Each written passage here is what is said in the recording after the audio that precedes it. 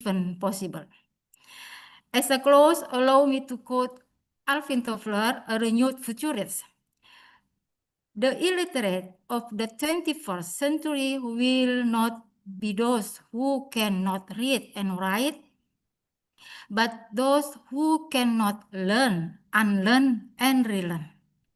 Let us embrace this opportunity to learn, challenge out that paradigm, and create new path forward. May this conference is be fruitful, engaging, and inspiring journey for all of us. Thank you. Wassalamualaikum warahmatullahi wabarakatuh. Success to all and welcome once again to our conference. Thank you, MCs. Please. Thank you very much for your delightful speech. Well, ladies and gentlemen, before continuing our agenda today, let's start our activity with prayer. We would like to invite Mr. Zainul Wafa MPD to lead our prayer. Please welcome Mr. Zainul Wafa MPD. The time is yours. Bismillahirrahmanirrahim. Assalamualaikum warahmatullahi wabarakatuh. Before we start this agenda, it's better for us to start by praying and now following in Islamic religion, and the other one will be follow. A'udzubillahi minasyaitonir rajim. Bismillahirrahmanirrahim. Alhamdulillahi rabbil alamin. Hamdan syakirin, hamdan daimin, hamdan yuwafi ni'amahu wa yukafi'u mazidah. Ya Rabbana lakal hamdu kama yanbaghi li jalali wajhikal karimi wa adimi sultanik. Allahumma salli wa sallim ala Sayyidina Muhammad wa ala ali Sayyidina Muhammad. Ya Allah, ya Tuhan kami, dengan mengucap puji serta syukur kehadirat-Mu atas segala rahmat dan karunia-Mu yang telah Engkau limpahkan kepada kami, sehingga kami bisa hadir bersama dalam acara International Conference Universitas An-Nur. Ya Allah, ya Tuhan kami, jadikanlah acara kami ini sebagai acara yang Engkau berkahi dan dapat menjadi penyegar, pembangkit, dan penggugah semangat kami dalam meningkatkan kualitas ilmu dan kompetensi secara personal maupun kolektif. Ya Allah, limpahkanlah kepada kami yang hadir dalam kegiatan ini kebahagiaan dan kesehatan serta rahmat-Mu dalam upaya peningkatan kualitas mutu dan layanan pada kampus kami agar kampus kami menjadi kampus yang lebih baik dan maju. Ya Allah, ya Alim, padukanlah langkah kami seluruh sivitas akademika Universitas An-Nur. Luaskanlah pengetahuan dan segarkan pemahaman kami serta jadikanlah kegiatan ini sebagai catatan ibadah dalam menggapai ridho-Mu. Wassallallahu ala sayyidina Muhammadin nabiyil ummi wa ala alihi wa sahbihi wasallam. Rabbana atina fid dunya hasanah wa fil akhirati hasanah wa qina adzabannar wa adkhilnal jannatal ma'al abrar. Innaka mujibud da'awat wa qadiyal hajat wa ghafarad dunuba wal khati'ah bi rahmatika ya arhamar rahimin. Subhana rabbika rabbi izzati amma yasifun wa salamun al mursalin walhamdulillahi rabbil alamin. Assalamualaikum warahmatullahi wabarakatuh.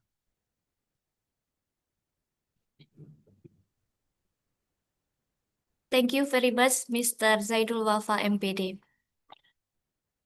The next agenda is presenting house rules. Before we get started, I would like to go over some important rules for today's international conference. For the first one is, please ensure that you have a stable internet connection and in a quiet environment to minimize background noise. And then the second one is, please use the chat feature to ask any questions you may have during the international conference. Then the third one is, please rename your Zoom account with name_institution. Once again, please rename your Zoom account with name_institution. And the last one is, please stay your camera on and mute your microphone during the presentation. These are just a few guidelines to ensure that everyone has a positive and productive international conference experience. Well, ladies and gentlemen, now we proceed to the conference agenda. This agenda will divide it into 3 sessions. For the first session, will be guided by Ms. Endang Susilowati, MPD, as the moderator. Let me introduce you to Ms. Endang Susilowati.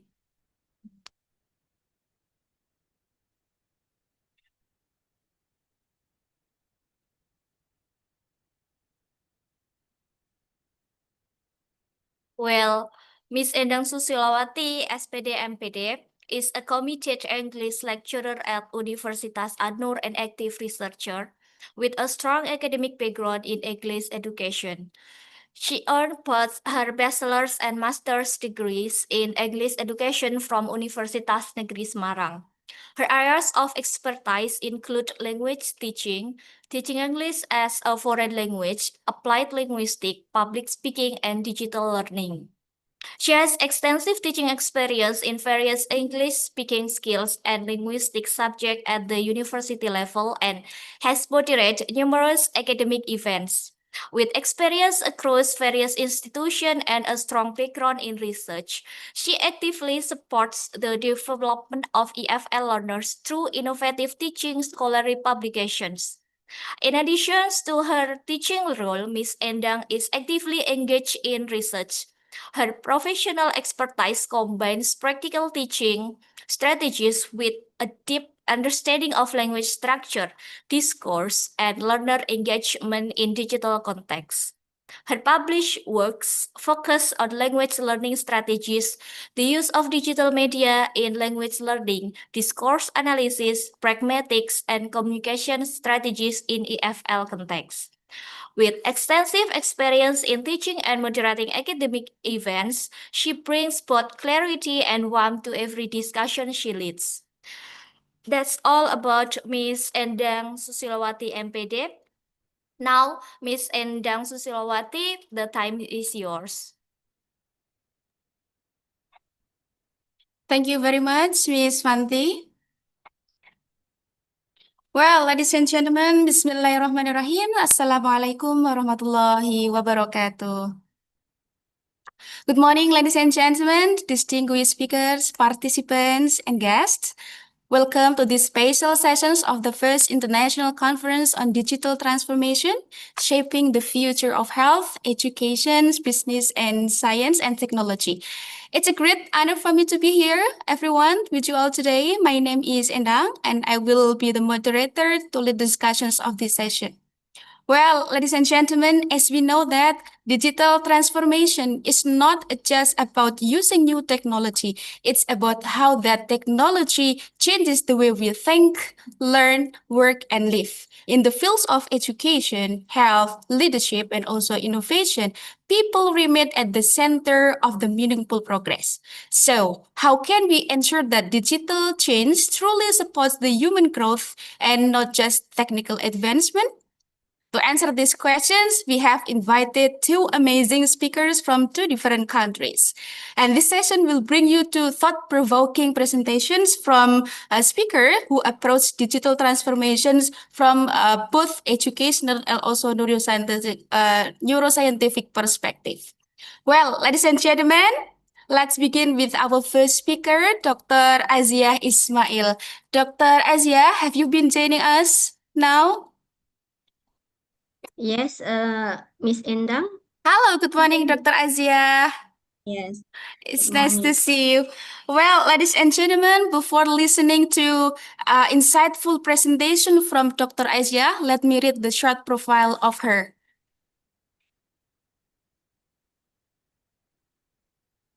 Ladies and gentlemen, Associate Professor Dr. Azia Binti Ismail, or well known as Dr. Azia, is a lecturer and also researcher at the School of Educational Studies, University Science Malaysia. Her main areas of expertise include educational policy, management and planning, higher education, and also educational leadership. She has extensive experience in education, beginning her career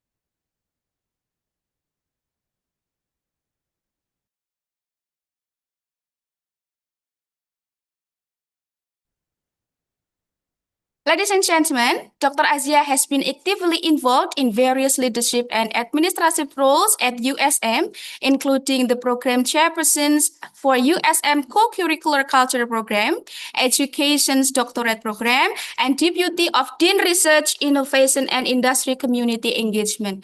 Currently, she serves as the chairperson of the Curricular Sport Program at USM. With over 2 decades of experience in teaching of education research, Dr. Azia has broadly written, published many books and journal articles, especially on topics like school leadership, leadership practices, and professional learning communities. She has presented her research in international conferences and academic forums across Asia, Europe, and Australia, and is committed to improving educational quality through research, innovation, and community engagement. Well, ladies and gentlemen, at this conference, Dr. Azia will be talking about teaching in the AI era from digital tools to digital thinking. Her presentation will highlight how the rise of artificial intelligence is reshaping education and calls for a shift for simply using technology to foster digital thinking. Wow, it sounds interesting, right, ladies and gentlemen? Well, without any further ado, let's join me in welcoming Dr. Azia. Dr. Azia. Halo, Dr. Azia. Yes, Ibu Indang. Yes, Dr. Azia, you have 30 minutes for the presentations and another 15 minutes for the question and answer session. It's now 8:25, so you will finish at around 5 to 9. I will try my Eight. best. Yes, all I will right. try my best to present my presentation within the time. All right. Thank you so much. The time is now yours, Doctor. Okay. Thank you, Ibu Indang. Let me prepare my slide first, and I will share it with you.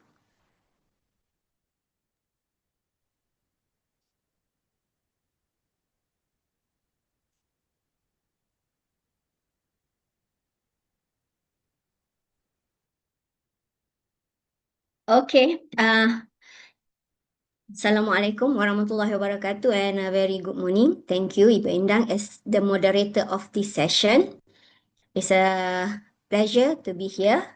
Good morning to distinguished guests, fellow educators, and respected organizer.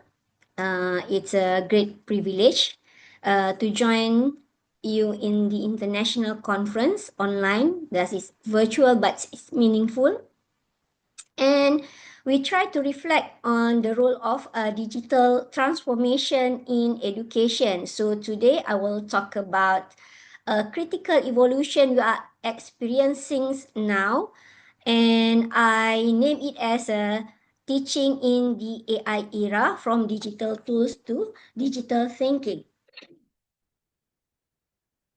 So before we explore what this means, let's briefly look back at how digital transformation has evolved in our schools.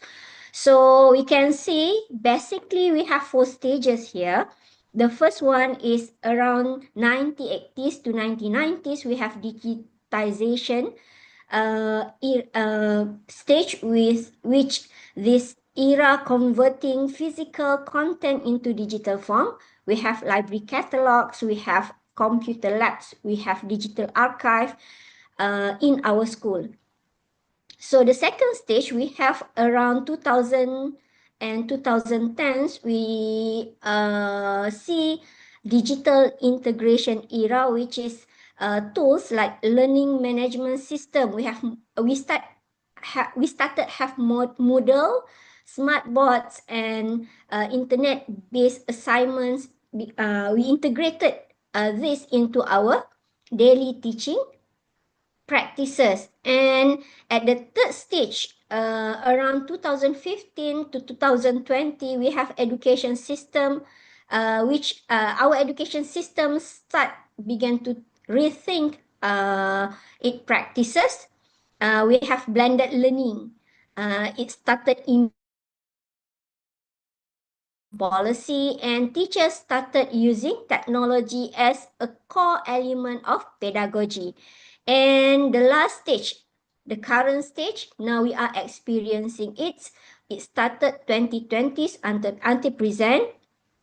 And now with tools like ChatGPT, I think nobody here who are not familiar with this, ChatGPT, Gemini, Copilot, all these things, we have, and we are entering era where machine not only supports learning but can co-create, personalize, and assess. Okay, so this brings us to our current moment, a transformation not only of tools but of mindset. We have to shift our paradigm, we have to shift our mindset in our teaching and in their learning. So we must ask now, how do we as educators respond to these changes? And not just with more tools, we don't think that the changes is not represented by more tools we use, but with deeper thinking about how to use it meaningfully. So are we using AI to teach, or are we preparing students to think critically in a world shaped by AI? So this is the heart of our discussion today.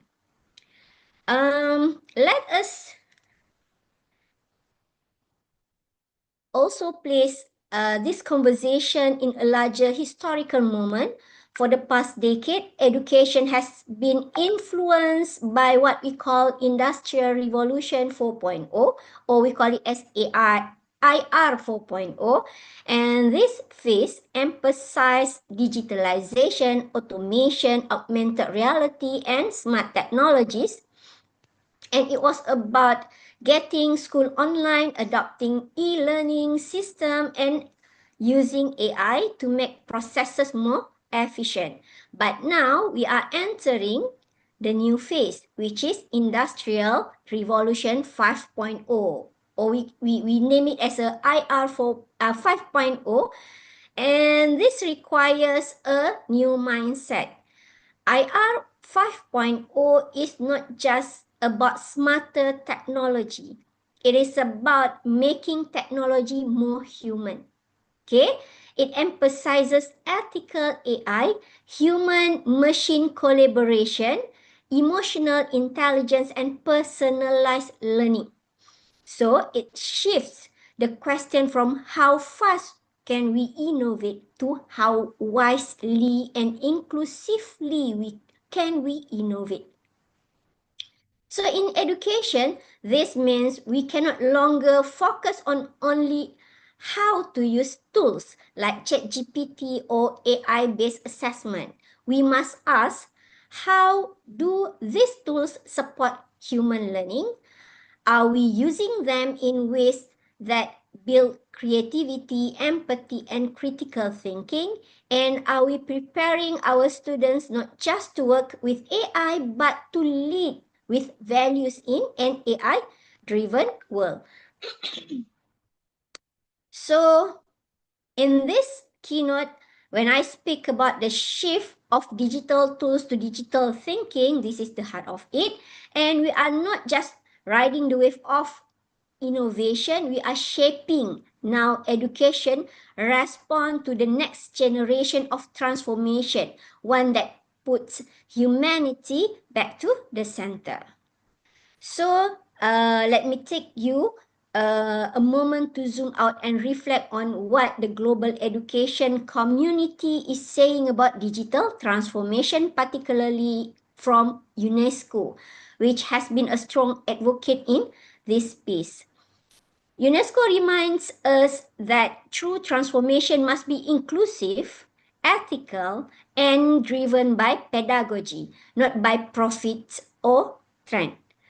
Their 2023 Global Education Monitoring Report titled Technology in Education, a Tool on Whose Terms, poses a critical question for all of us. Are we using technology Are we using technology in a way that empower all learners, or are we unintentionally deepening inequalities? So this directly relates to what I shared earlier about the shift of digital tools to digital thinking. UNESCO recent framework, including their AI in Education guideline, warned us that while AI offers tremendous potential, it must be used responsibly. It should support teacher, not replace them. And it must protect learner data, promotes ethical use, and be guided by educators' professional judgment. In this way, what UNESCO is advocating globally is exactly what we must do locally. Okay, equip our school with tools, but most importantly, equip our educators with the thinking, confidence, and ethical compass to lead in the AI era. So, when we talk about digital transformation today, let us align with this vision. One where teacher remains at the center and technology, especially AI, is used intentionally, critically, and creatively to enhance learning. So,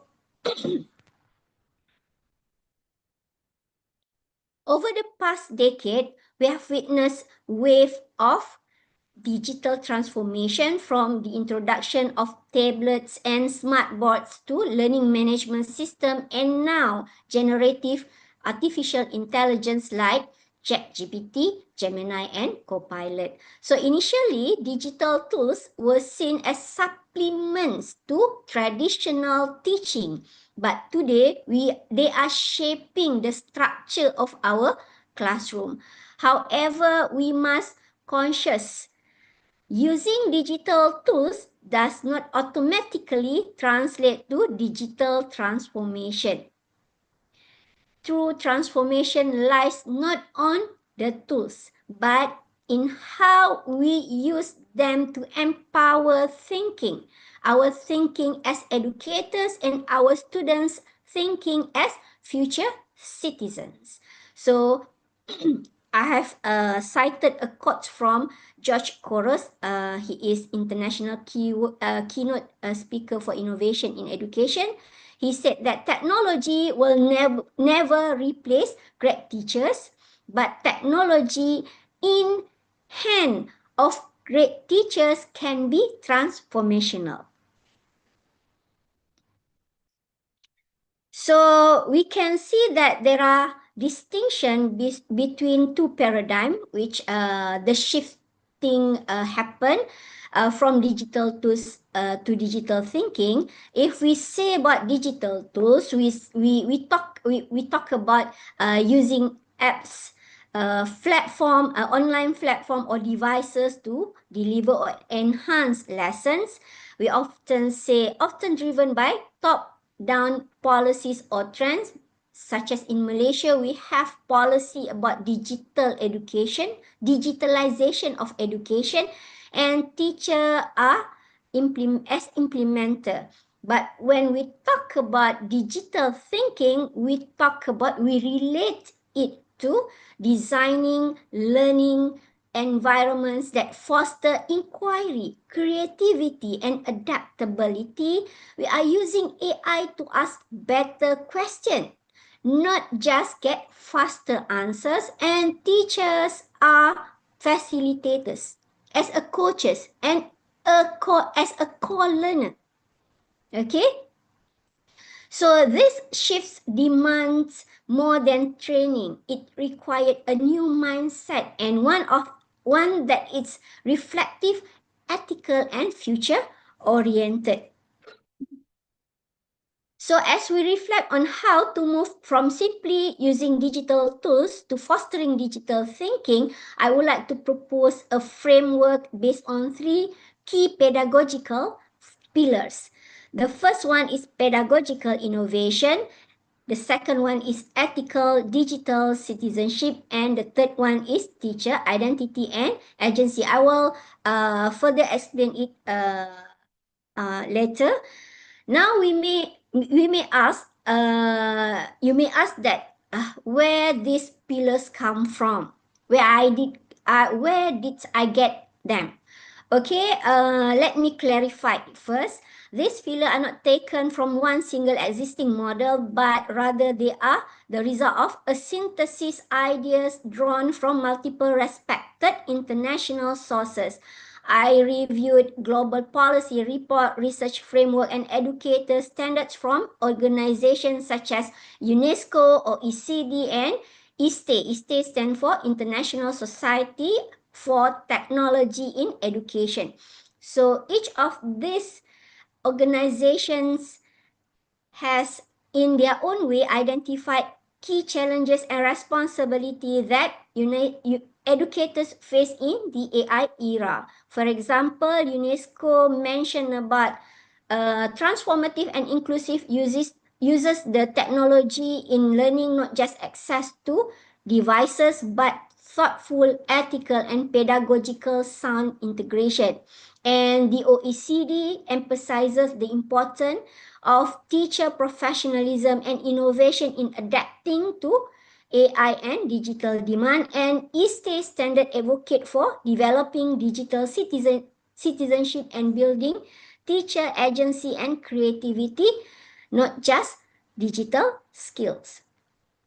So when I talk about pedagogical innovation, I refer to how educators reimagine instruction with AI, not just automate it.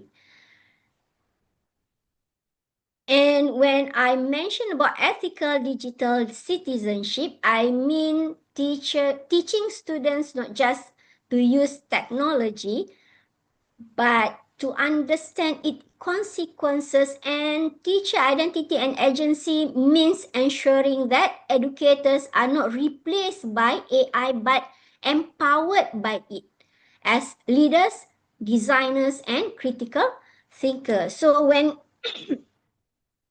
I would like to explain to you about the dual level of digital transformation in education. There are two interconnected levels, which is structural or system level and the pedagogical or classroom level. So system level aspect, which is the foundation of for the transformation, we can see that there are four aspects include. This is the four main aspect, which is technology related to the availability of infrastructure, platforms, connectivity, and digital tools. The second aspect is processes, which is related to the integration of digital workflows, data governance, and operational efficiency. The third one is people. It involves the leadership, policymakers, and stakeholders who guide digital vision and change. And the fourth one is skills, the digital competencies and training needed for both educators and students. So these aspects are essential. They ensure that schools and systems are digitally equipped, organized, and supported to enable transformation. However, having technology and system alone is not enough. True digital transformation happens when teachers shift how they think and teach, and this brings us to the second level, which is pedagogical aspect, which is the heart of teaching in the AI era. So for this aspect, we can see it's for transformation to be meaningful in the classroom, educators need to adopt what I call the pedagogical aspect of digital thinking. So there are three domains here, which is pedagogical innovation. It's relate to rethinking, teaching, and assessment through AI enhanced method like flipped classroom, inquiry, learning, and adaptive feedback. The second domain, we can see ethical digital citizenship, guiding a student to use AI and technology responsibly, and awareness of privacy, bias, and digital rights. And the third one is teacher identity and agency, which is related to encouraging educators to see themselves not as passive users of tool, but as active designer and leaders of digital learning environment. This is very important. Okay, we cannot be the user only, but we need to be the leader and must be an active designer to design our learning. So, let us go domain by domain. When we talk about pedagogical innovation, it's involved reimagining teaching and assessment by leveraging AI and digital tools to create more dynamic student-centered learning experiences. Instead of traditional lectures, educators adopt methods like flipped classroom, where students explore content independently and engage in deeper discussion in class. And inquiry-based learning encourages critical thinking and problem solving, while AI-driven adaptive feedback personalized instruction based on each learner's need.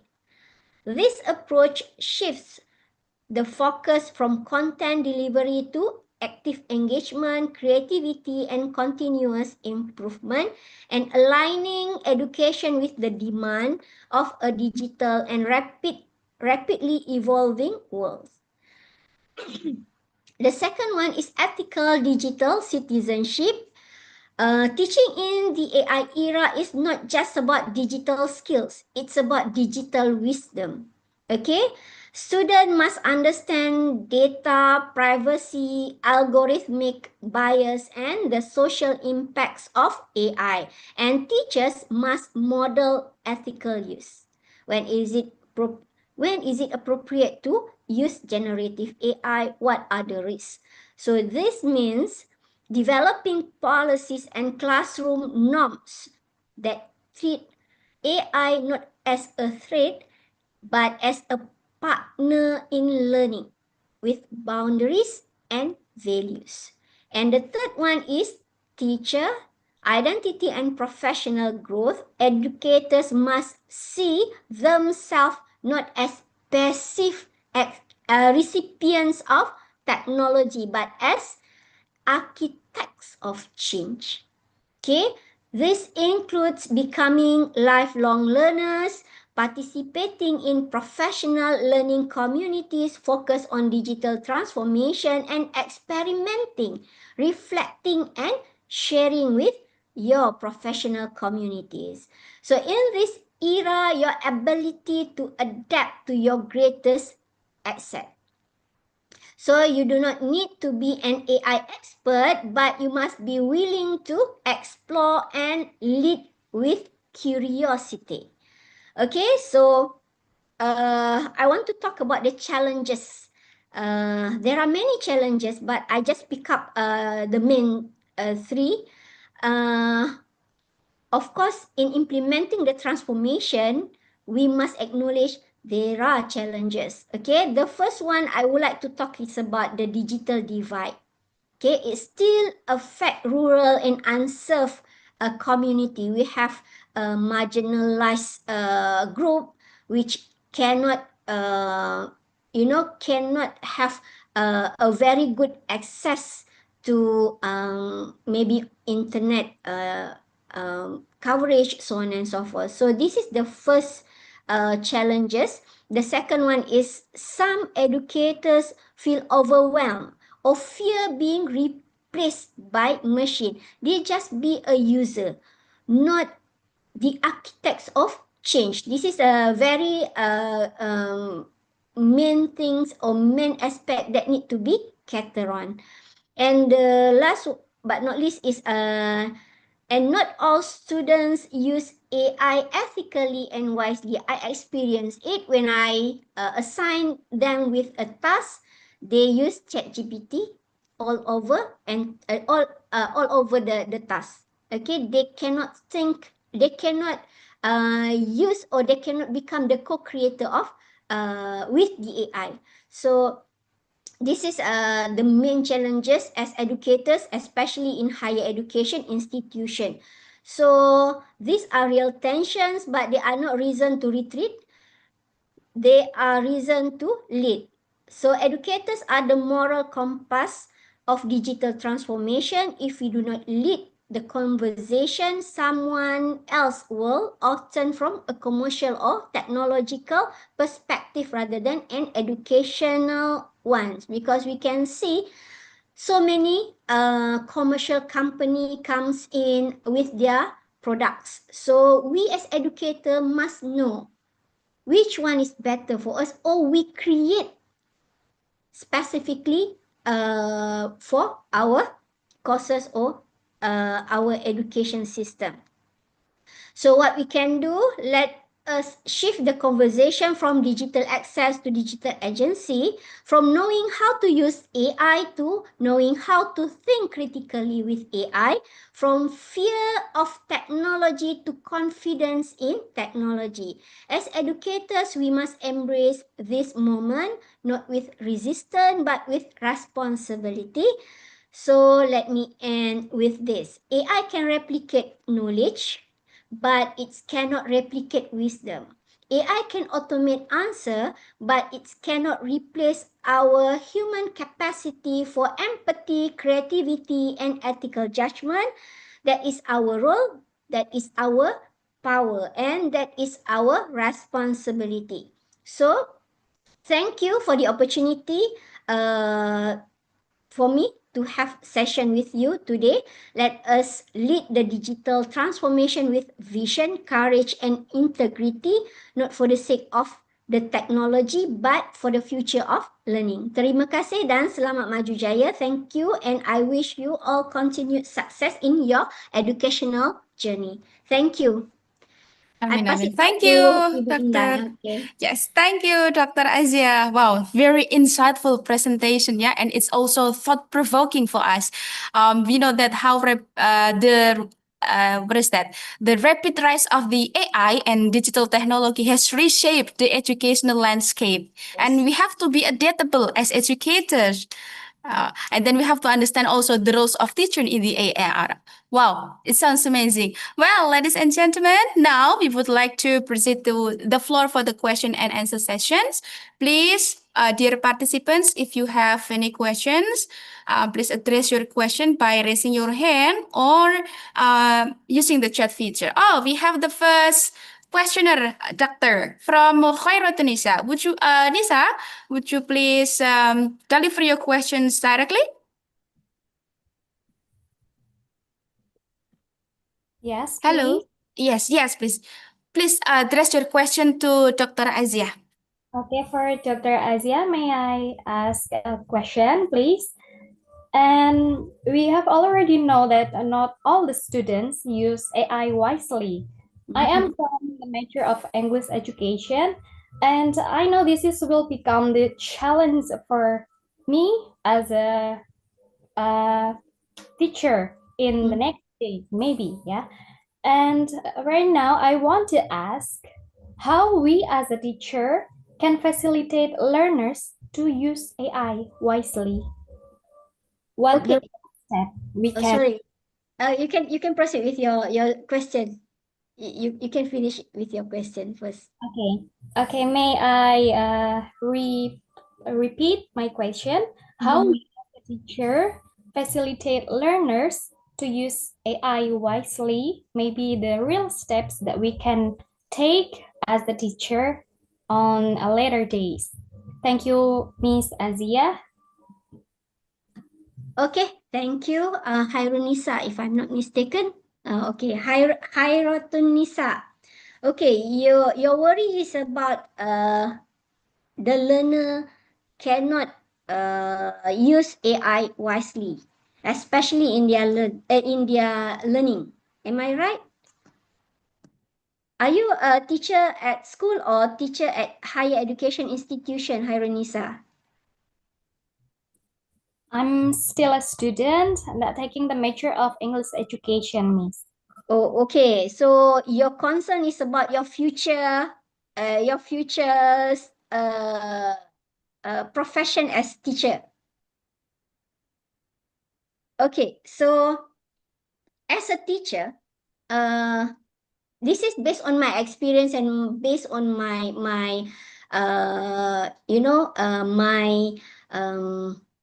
research experience. In classroom, we have to be a leader, and we need to have a certain guideline and rules in our classroom so we can manage them. So for me, as a teacher and as a lecturer, as an educators, when you talk about how to facilitate our learners to use AI wisely, the first thing we must have is the guideline on how they can use, when they can use, how you can use it in my classroom, what tasks that you can use to answer to complete my task, so on and so forth. To what extent you can use it? Because I do not know in your situation, but as for me, I'm a very experienced educators. I think when I see the assignment written by my student and even the thesis, I can see this is the ChatGPT's work or your work. Okay, because not all information provided by AI is true. Sometimes they are hallucination. So they just give what they think because they have algorithm.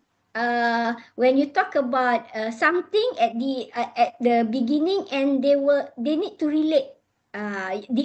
All the answer after that will relate to the first question and the main themes that you have conversation with them. The second one is we need to develop their dignity as a learner. Don't rely on AI 100%. You can use AI, but in certain circumstances and under certain requirement. Okay, we cannot just use it.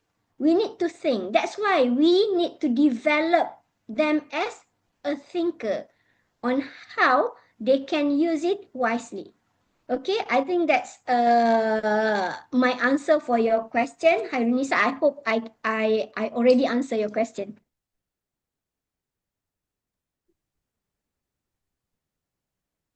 Okay. Well, all right. Thank you so much, Dr. Azia. It's a very insightful answer. Yet, yes, I do agree also, yeah, Doctor. Students have ChatGPT, but lecturers or teacher have GPT detector. AI Yes. detector. So we have to be smarter with the students' strategy, right?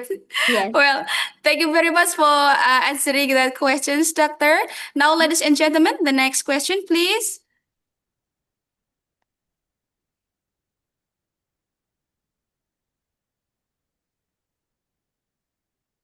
Please, ladies and gentlemen, you may ask your questions directly by raising your hand or by using the chat feature.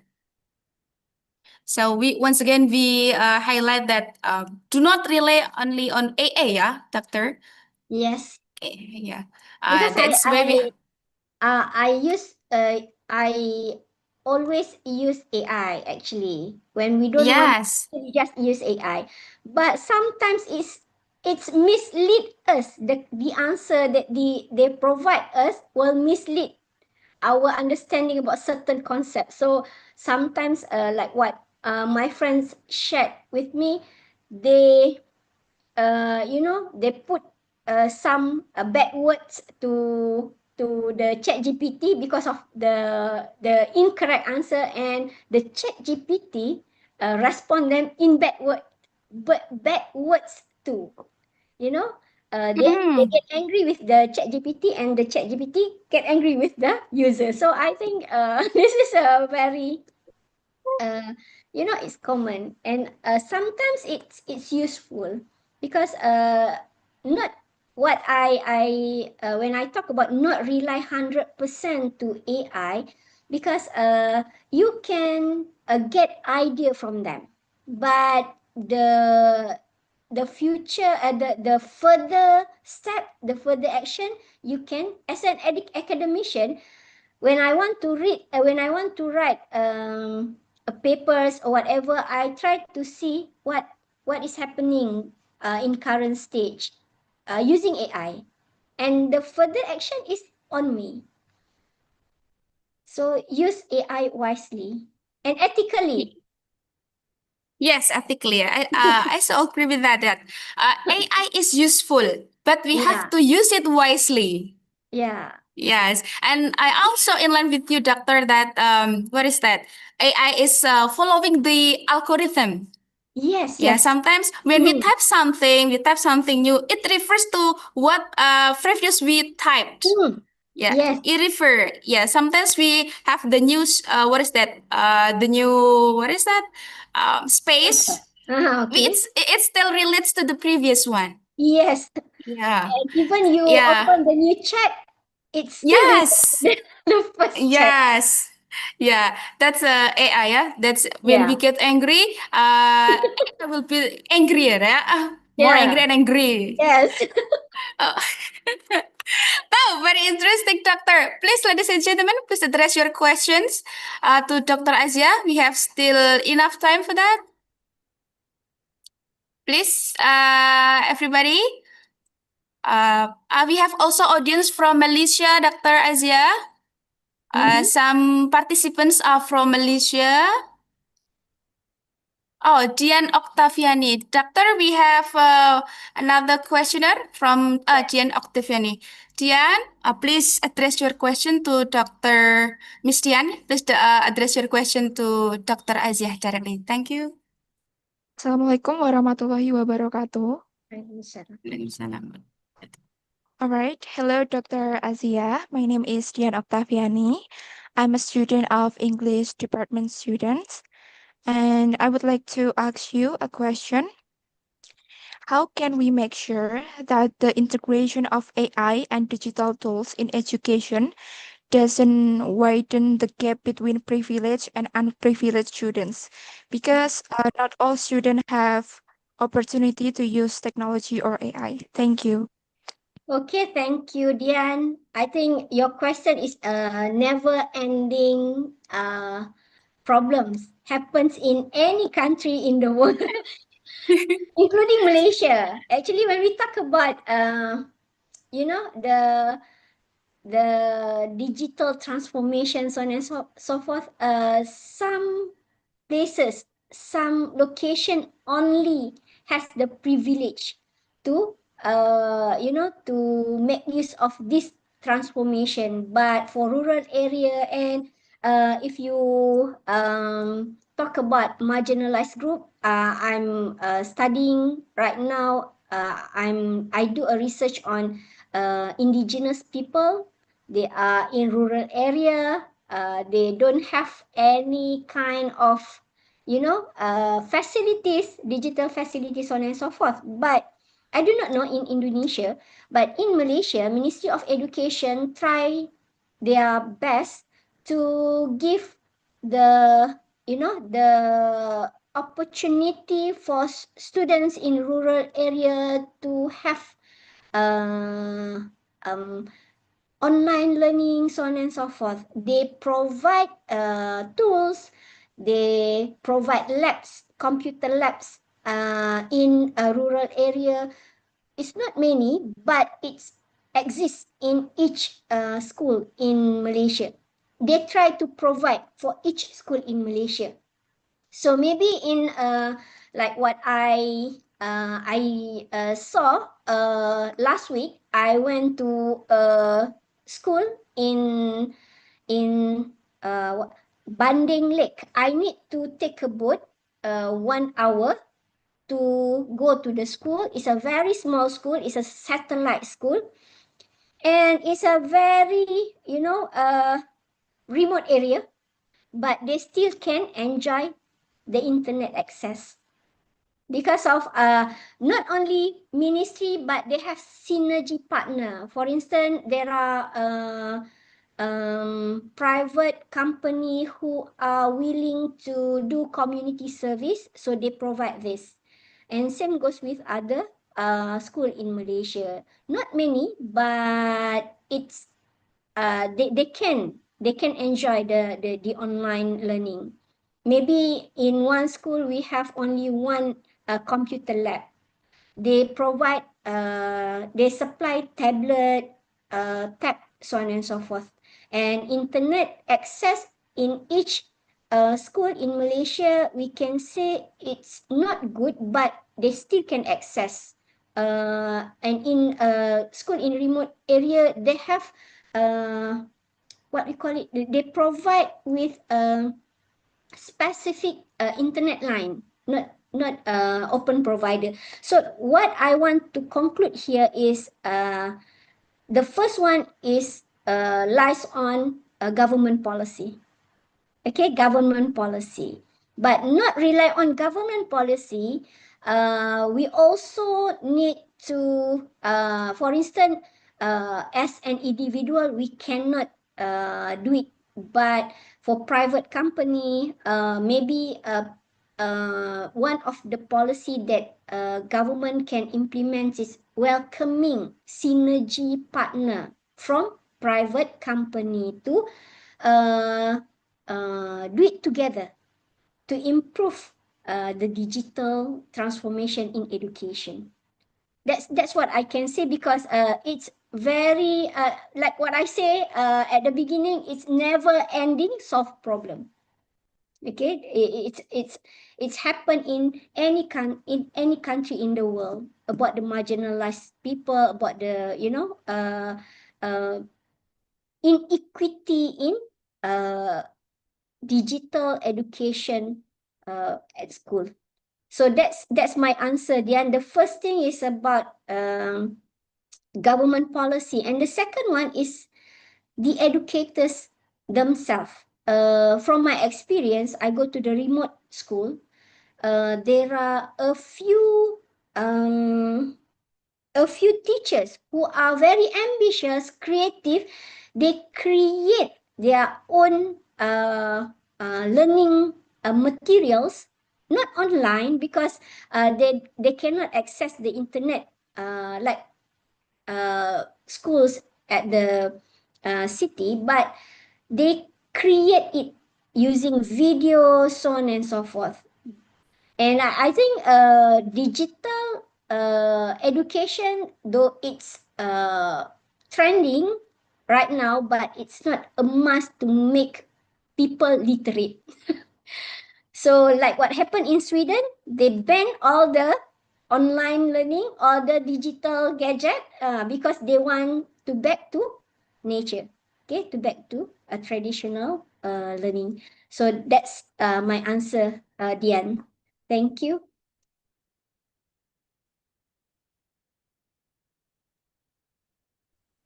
That's the answer. Yeah, Miss Tian.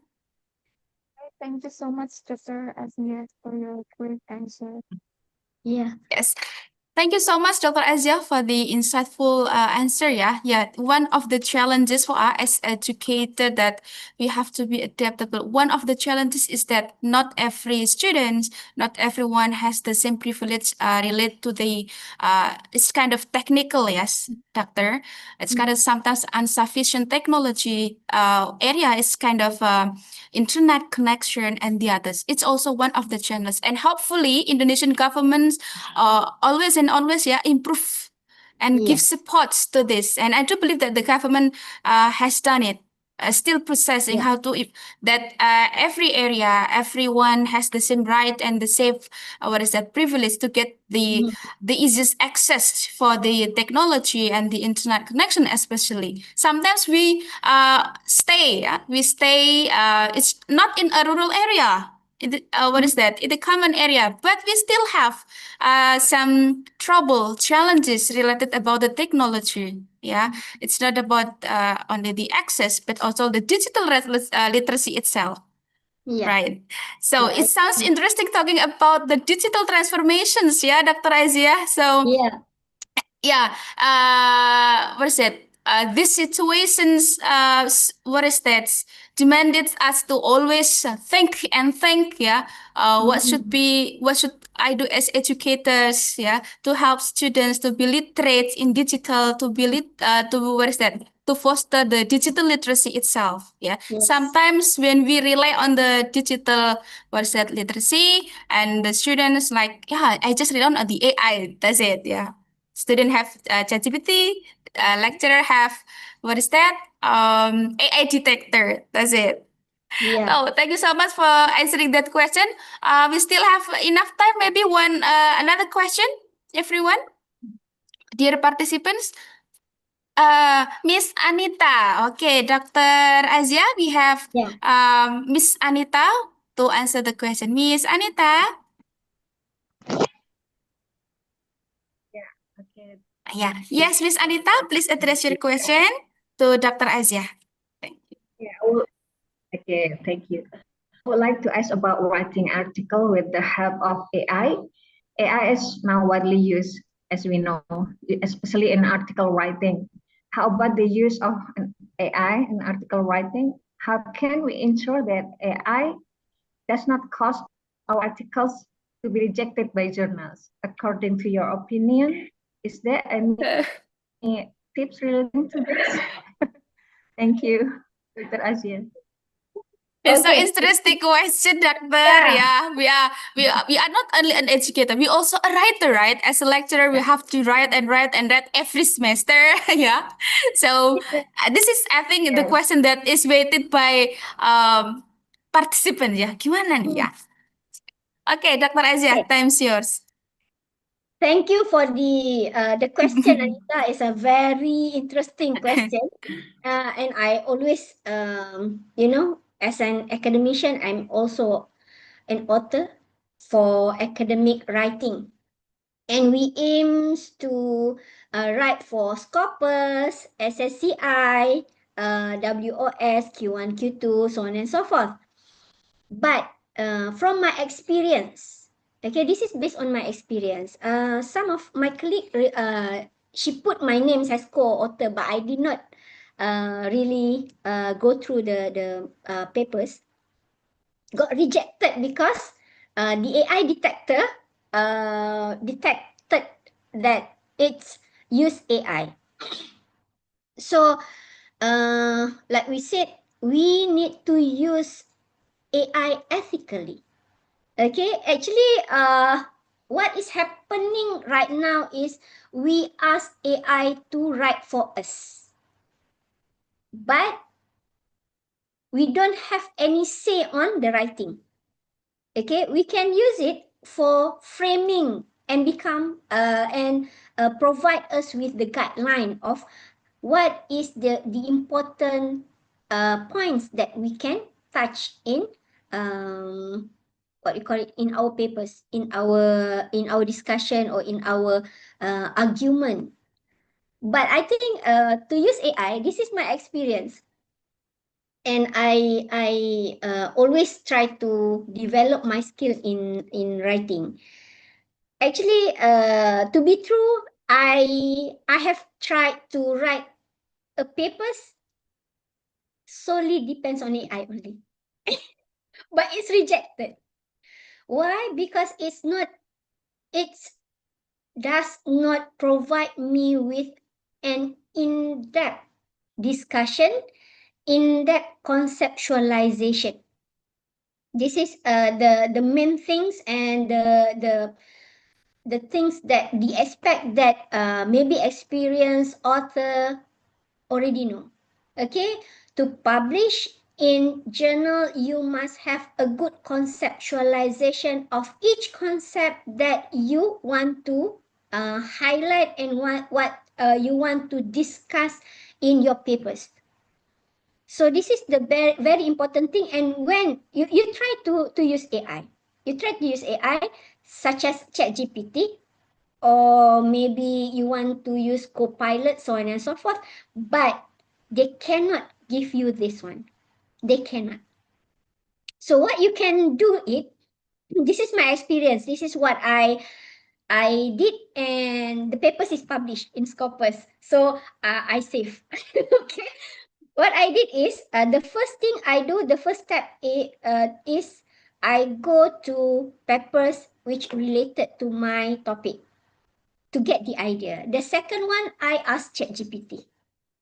What do you mean? What can you write for this topic? Okay, they will it will provide you with the guideline, with the idea, and I will ask the chat GPT to explain paragraph by paragraph. Then what I did is I try to rephrase it, or I read it, review it. Is it correct? It said like that, and I go back to literature. It will save your time because you don't have to think what can I write for this paragraph, and this. And the most mistake that AI did is repetition. They repeated the same. That's why when I see the assignment, I know that the words is from AI, the frame is from AI. So avoid it. Humanize the writing. Okay, you as an author, maybe you can see what other authors already write it, and you can compare with what AI wrote. So you can improve their writing, not they improve. It's vice versa. One thing is you write it first and they rephrase it for you. But sometimes they write for you and you rephrase and try to include or improve the writing, and you ask them to improve it back. This is what I always did. I always do when I am writing. But yesterday, one of the prolific author, which is a very well known in my field, educational leadership, he told us that don't rely on AI because AI is not you. You want to develop the scholarship in your field, you need to make AI rely on you. You rely on AI. You need to be the leaders and creator, not AI be the creator and lead you. That's the points. So maybe they are the AI is just as our assistant, not we assist them, they assist us. Okay. Okay, thank you.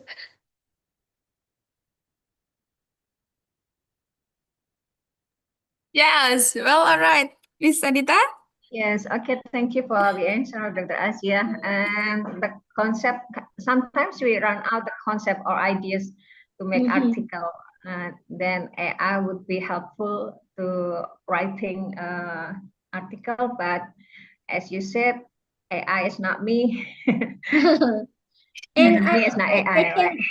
I can advise you, Anita. One is the not AI. Is I recently used a Scopus AI. It's a very good because it summarize articles in Scopus platform tailored to your study, but it's not right for you. It's not right for you, but it's give the most the important points. So it's good. So you can refer to this and go to the articles. This is very good. Okay. Mm-hmm. Okay, thank you, Dr. Asia. Okay. Okay. Continue to use AI wisely. Yes. Okay, thank you. And Thank you, lead Miss AI, Ellen. not they lead you. Okay. Okay.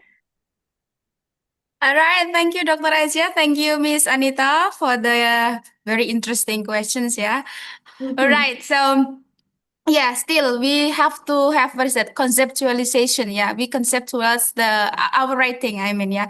First, we may use code to find the papers. find the related literature, and then we can ask ChatGPT to help us to find or to frame the framework, to find the important points. And still after that, we have to refer to the main literature. We still what is that? We ourselves that conceptualize our writing. Wow, sounds interesting, Dr. Azia. Once again, thank you so much for answering that our participants' questions. Well, Dr. Azia, it was very insightful and also forward-looking. What is that? Thought-provoking presentation, yeah. And from Dr. Azia, we know that how important it is go beyond the digital tools.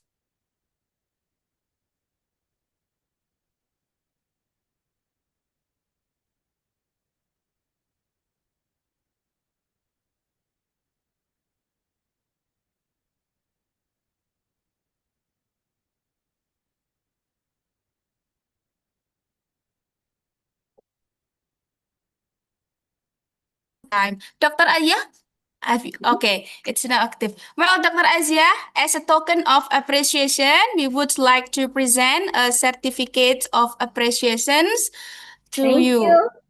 Thank you. Yeah.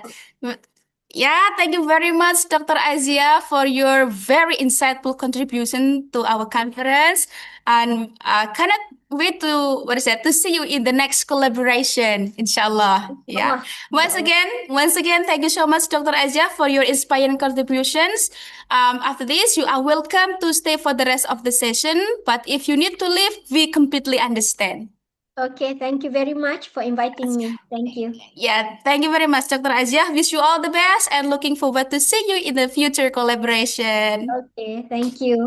Yeah, thank you, Dr. Azia. And thank you all the participants who have participated in the question and answer session. Okay, well, ladies and gentlemen, now we are moving to the our second speaker from Brunei Darussalam. Dr. Rizky Edwi Edison. Hello, Dr. Rizky. Have you been joining us? Ya, halo, Assalamualaikum, Miss Endang. Waalaikumsalam. Hello, Dr. Edwi in UBD, ya? Ya. University Brunei Darussalam. Well, ladies and gentlemen, before listening to very insightful lecture from Dr. Edwi, let me read the short profile of him.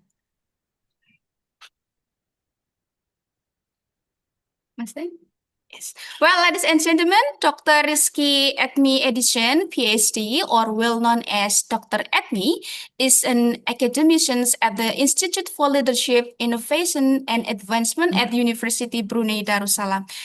He is also an associate professor at Universitas Prima Indonesia. He also served as a director of the Neuroscience Institute with a professional background in neurosurgery and medical science. His current work explore with a professional background in neurosurgery and medical science. His current work explores how the human brain influences decision-making, behavior, and well-being in times of technological and societal transformation. Ladies and gentlemen, grounded in the belief that science must serve humanity, Dr. Edmi applies insights from cognitive neuroscience to address real-world challenges further across leaderships, education, and also digital engagement. In his research, he focuses on how brain-based understanding of attention, motivation, and emotional regulation can support more effective learning environments, inclusive leadership, and also meaningful adaptation in a rapidly digesting world. He has also presented his work at the international conferences and academic forums, where he shares how neuroscience can help build human-centered approaches to innovation, whether in digital education, health communication, or institutional change. His approach invites curiosity, critical reflection, and also cross-disciplinary dialogues. Wow.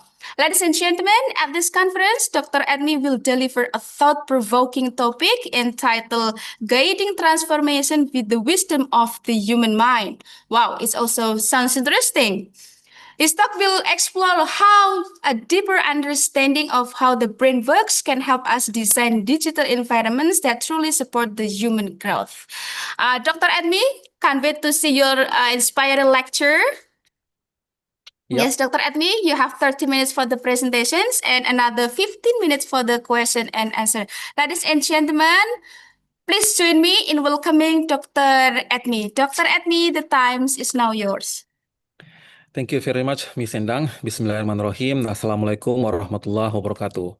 Good morning, everyone. My name is Edmi. As mentioned before by Miss Endang, I'm from University Brunei Darussalam.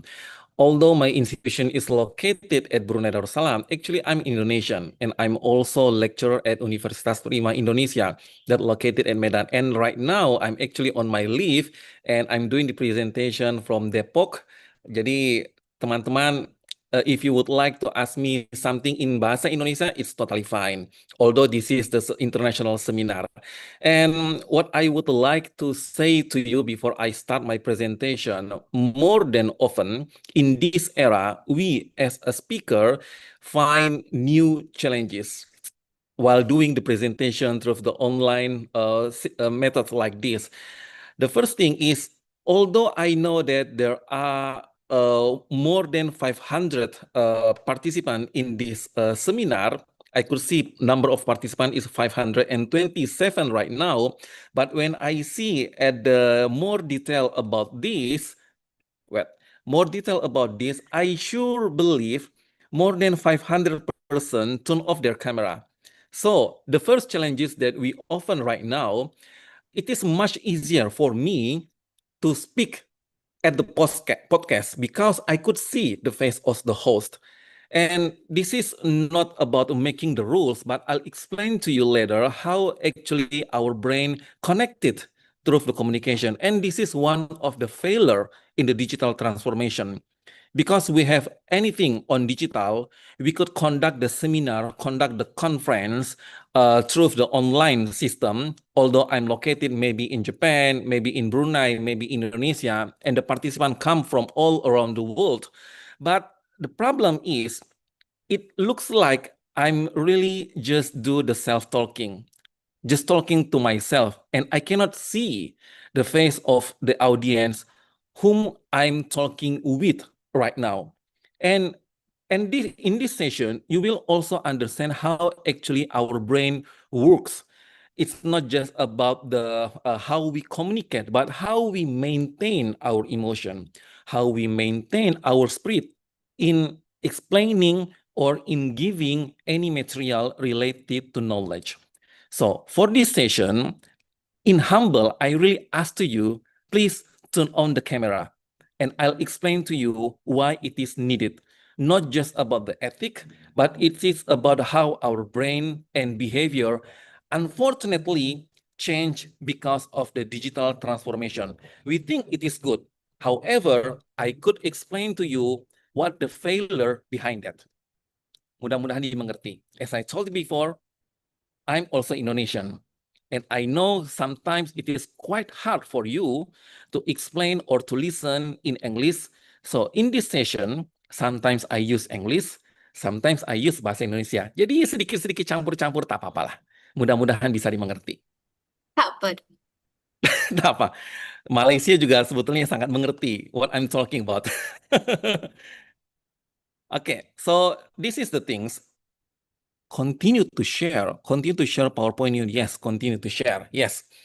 The title is Guiding Transformation with the Wisdom of the Human Mind. Well, if any one of you would like to know more about me, just simply scan the QR code that you could see in this slide. No need more explain about myself lah.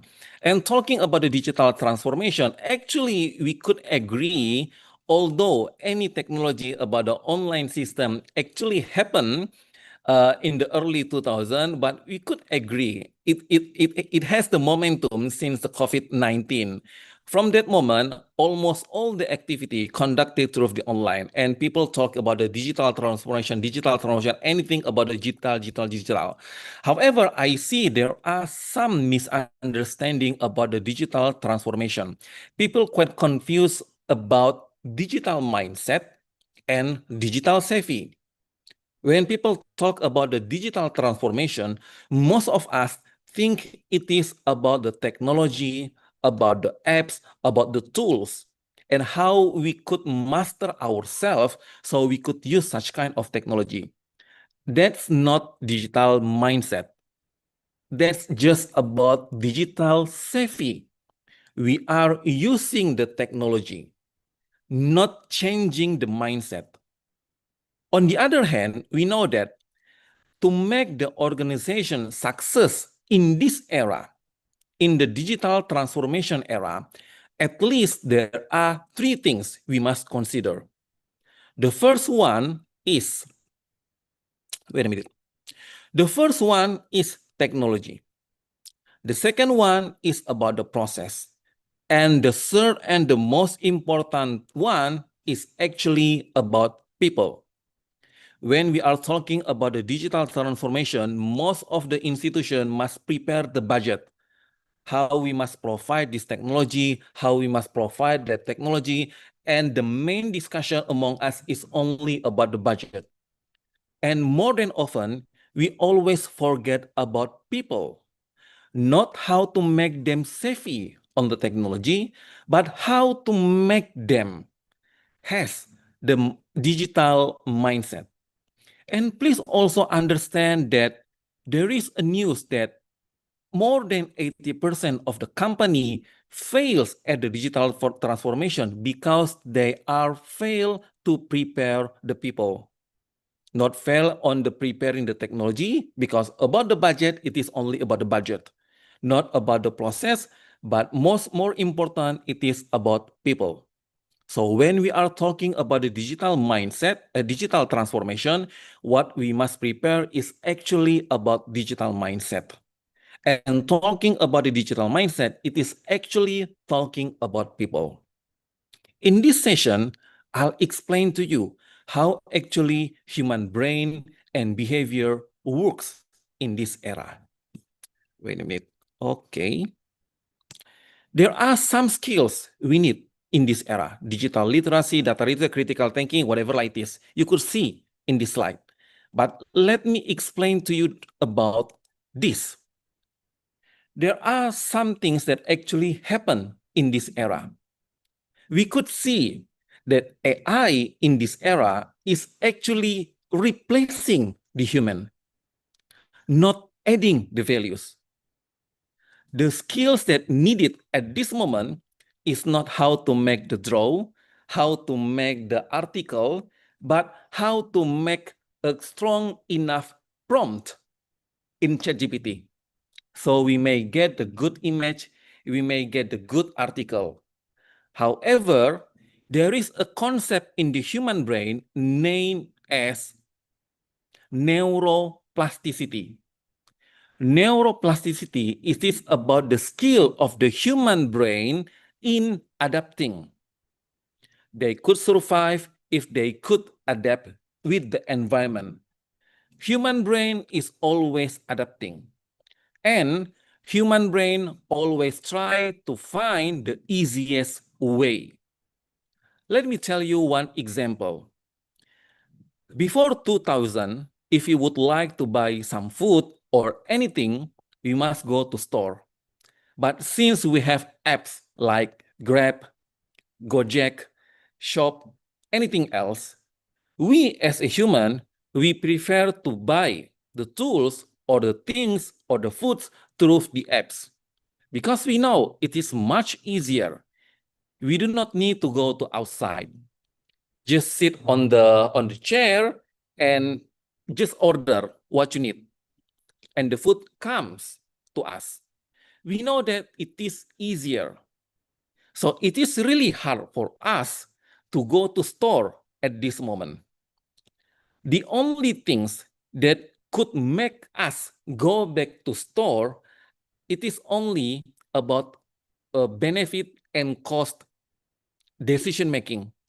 If the price is getting higher, it is the only thing that make us go to the store. However, the concept is human brain is adapting, and human brain always choose the easiest way. And actually, this is the challenges that we are also facing, because we know that it is much easier for us to make the slide presentation, to make the article, just by just ask the ChatGPT to do that. Much easier for us. Because we know that easier, we don't want to make it manually anymore. However, it only makes us lose the capability on critical thinking, decision-making, creativity, and resilience. This is the thing that we really need to consider. AI should adding the value of us. However, because we do not have any critical thinking ability, decision-making, creativity, and resilience, AI replacing human. And you also could see nowadays in thread, in X, in Instagram, or Facebook, if people would like to know the truth of any information, what people do right now is not Googling anymore. They are only writing on the ChatGPT. Is it true or not? Just simply in finding the news, finding the truth, the human try to find the easiest way. Just ask ChatGPT, is it right or is it wrong? And we, as an academic, as a lecturer, actually find this among students. If we ask them to make an article, I have to say useless at this moment, because what they do is only writing the prompt on the ChatGPT. If we think we would like to improve their critical thinking and the creativity ability by giving the task through the homework, we know it's useless. So it is challenges actually for us as an academic.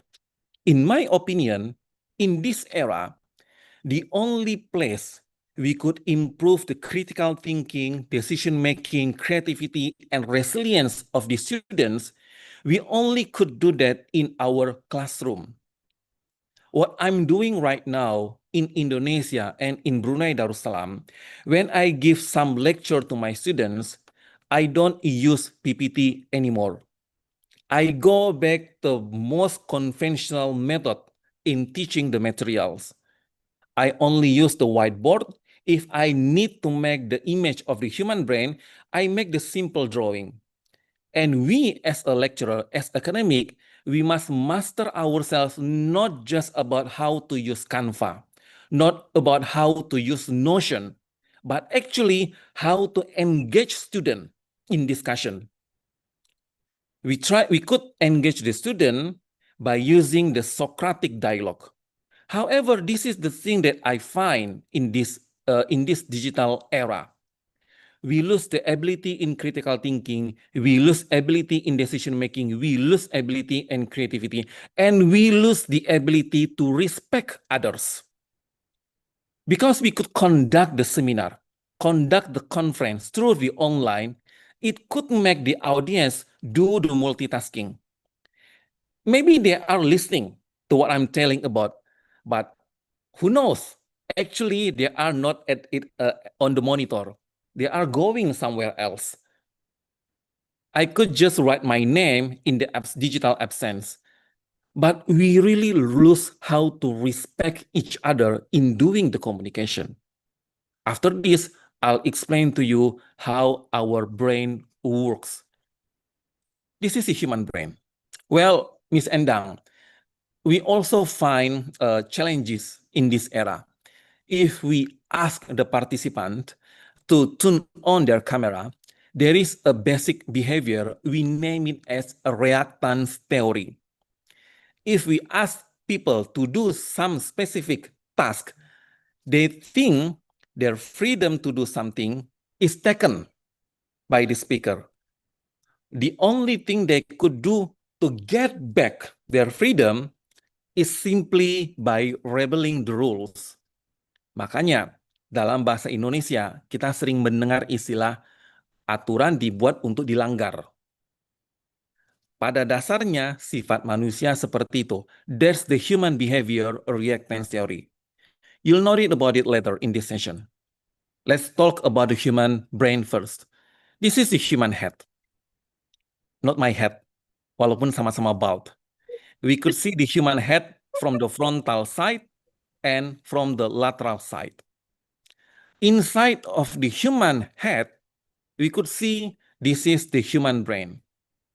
In simple classification, we could see there are three parts of the human brain. The first one, we name it as big brain. The second one, we name it as small brain.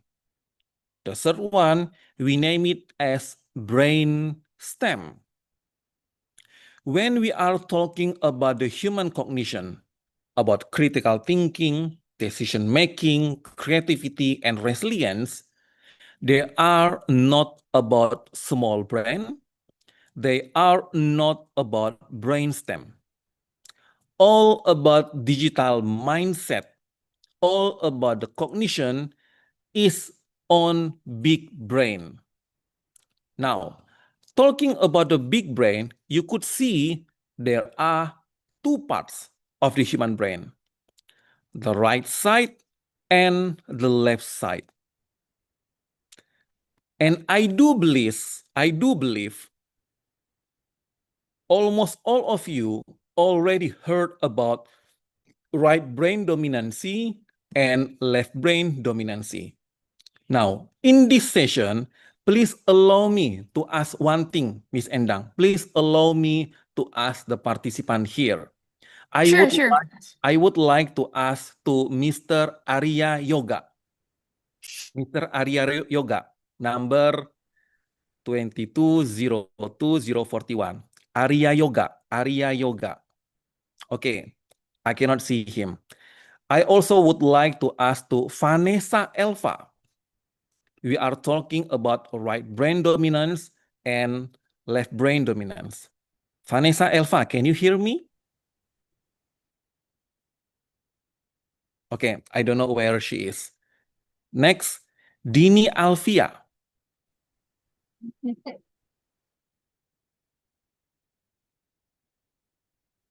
I would like to ask to Deviana. Deviana Nafakah. Deviana siapa ini? Oke. Eva Wahyu. 2302058. Eva Wahyu.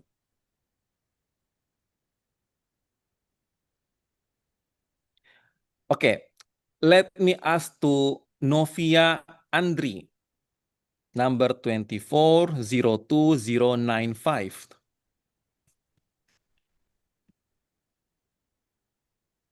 Please allow me to ask Dina Okta, number 240246.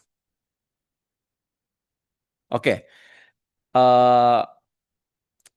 rekan-rekan dosen silakan nanti ngambil keputusan seperti apa. This is the challenge that actually we are facing in digital era. We are talking about digital transformation, but we always forget about the people. Just talking about the technology, talking about the budget, but we always forget about people. The basic foundation we need as human. So in the future, if AI replacing human, it's no wonder situation. Let me explain to you about right brain dominance and left brain dominance regarding about how we as human communicate with each other. When we are talking about right brain dominancy or left brain dominancy, please understand it is not about creativity, it is not about logic, it is not about the critical thinking. When you are saying right brain dominance person as creative person, it is a hoax. When you are thinking left brain dominancy person as a logic and critical thinking one, it is also a hoax. So please understand, right brain dominancy and left brain dominancy, it is not about creativity, not about the logic. Talking about right dominance and left dominant, it is actually about how we communicate each other. it is about center of the language. If you are a right-handed person, most of you has the right brain dominance on the left side. Your center of brain in doing the communication is left brain. However, if you are left-handed person, 30% of you has the brain dominancy for communication located on the right side. The question is, if you have left brain dominancy because you are a right-handed person and you have brain dominancy for communication located on the left side, the question is, while we are doing the communication, what your right brain do? The answer is your right brain has a function to analyze non-verbal language. By looking at the facial expression, body gesture, and also change of the volume and tones of your voice. However, as the human, when we are doing the communication, if we try to compare between verbal language and non-verbal language, we could understand the real meaning of what people are talking about is not on the verbal language, but it is on non-verbal language. So, in this era, in this digital era, we could communicate by using the WhatsApp, by using the Telegram, and we also could do communication by using the voice call or the video conference like this. However, if we use WhatsApp or Telegram, we only read what people are saying. It means we only use our left brain to analyze what people are talking about, because they are only see the text. They only see the message without knowing the facial expression of what people are saying. Same with this. We are doing the video conference. However, it is hard for me to see your face. So it makes us as a speaker harder to analyze, are you really understand what I'm talking about or not? As I told you before, in doing podcasts, speaker could see the host. So we could do the communication better. But here, I cannot even see the face of the participants. It makes us as speaker getting easier to feel exhausted, not just about the signal, but I cannot see who I'm talking with right now. Talking about the digital transformation, once again, what we need to prepare is not about the technology. It's about people that we must prepare. Not digital savvy, but more than that, digital mindset. That's why my title of presentation is Guiding to the Wisdom by Understanding How Human Mind Works. Okay, the next slide. Well, it's so theory, but here is the things. When we are doing our life in making the decision, in making the communication, at least there are two parts in our brain that works so hard. The first one is the frontal lobe, and the second one is limbic system. Frontal lobe, we use the frontal lobe for logic thinking. However, in making decision, what could maintain our spirit, what could maintain our emotion, it is not located on the frontal lobe. It is all located on the limbic system. If we try to compare both of them, I cannot say limbic system is more important than frontal lobe, or frontal lobe is more important than limbic system. They must work together. When I'm talking to you, I must think logically what I should say to you, how to explain about it easier. However, maintaining my emotion, maintaining my spirit, it is all about limbic system. And in doing the communication, if you ask me how to maintain our emotion, so simple. Human need the reward system, the reward. And the reward system, the basic reward system in doing the communication, actually, if there are response from the audience or from the people, and the easiest response we could give simply by turn on the camera. I'm sorry, Miss Enda, I must tell it many, many times because talking about digital transformation, it is about people actually, not about the technology that we really must consider. Okay. However, when we would like to analyze about the human brain and behavior, yes, we must use tools. There are many tools we could use to analyze the brain and to analyze the eyes.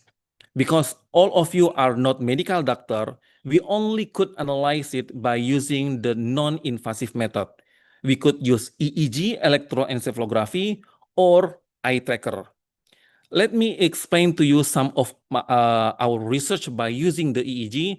Well, in the future, if you would like to develop your material by using the technology, simply by using the EEG, we could analyze the visual attention of the students or any human while looking at the object. We could use the eye tracking technology, and we could analyze the heat map or by using the function of gas plot. The left side is gas plot and the right side is heat map. This is the research conducted by myself and my student. One of the research is we know that in this era we develop the system learning by using the online, and we also know that if you don't want the advertisement appear in our slide, we must subscribe it. However, only 300 per month to subscribe is quite hard for us. So more than often we use the free subscribe.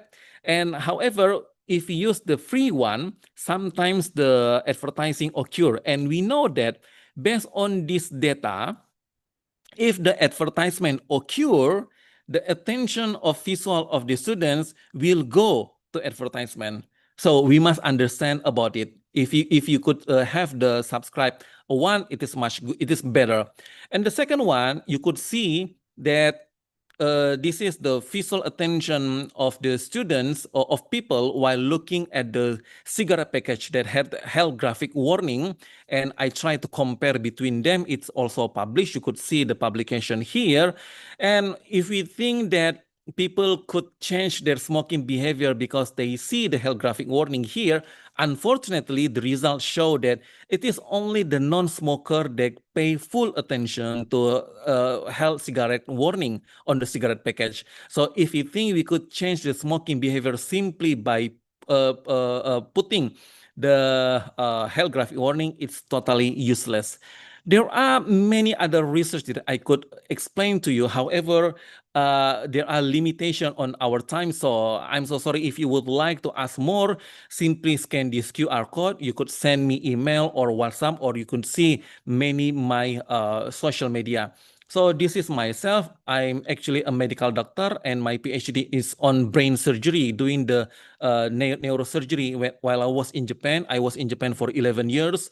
But I know that my patient is more about social science. So after I'm getting my PhD, I changed my path. I tried to develop applied neuroscience so I could meet all of you. So this is it. If you would like to give me some questions, I'm more than happy to answer that. Thank you very much. Saya kembalikan kepada Miss Endang ya. Wow, thank you so much, Dr. Armi. It was very insightful and eye-opening presentation. Yeah, please everybody turn on your camera.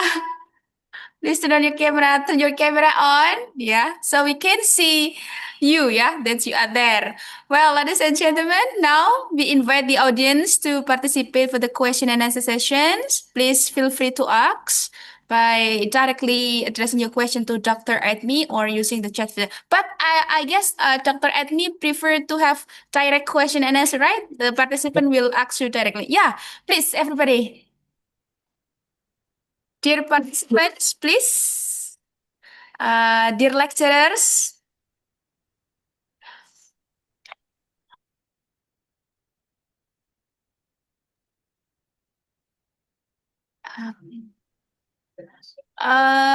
Dr. Edmi, there is a question from Nisha by using chat feature. Hmm. Okay, the question is how to Nisha, ya, Nisha Ashakina. Halo, Nisha. Maybe she is shy, doctor, but it's okay, yeah. The question is how to answer the digital inclusion for all levels of society. Thank you very much, Nisa Asakina, for your question. It's very practical but important. How to ensure for all levels society? It's very simple. Just make the rules. That's how to ensure the digital inclusion for all levels of society. Just make the rules. Just make the policy. It's totally simple. However, how to make them would like to use that without any force by using the policy? That's the questions. If you would like to implement it, very simple, make the rules by the policy, all of people could use that.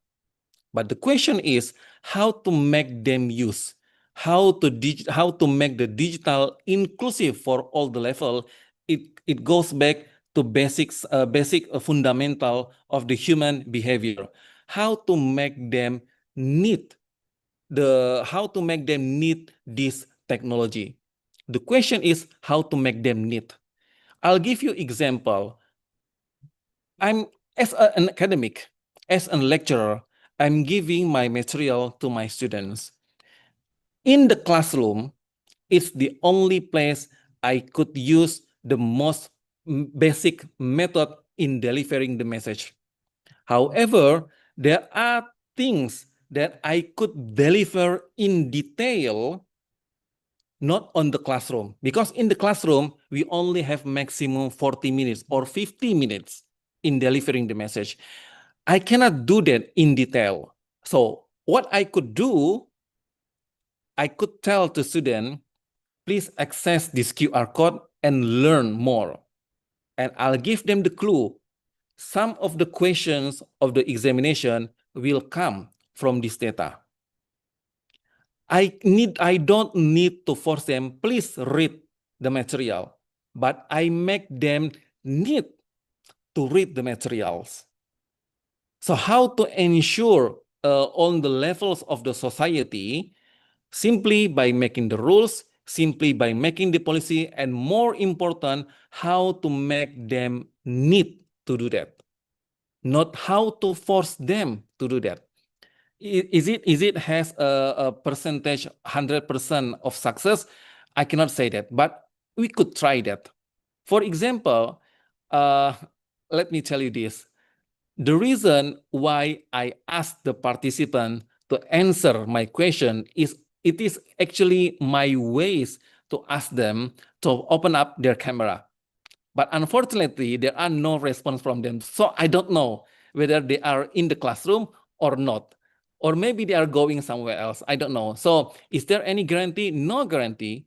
But I could guarantee you, we could fail if there is no policy, if there is no rules, and if we don't make them need it. That's my answer.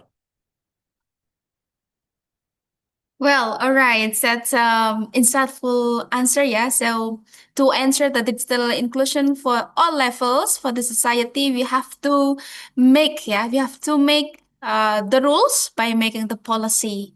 And the most important thing is that how to make them need, not forcing them. But sometimes our students, if you don't force They won't do something, doctor.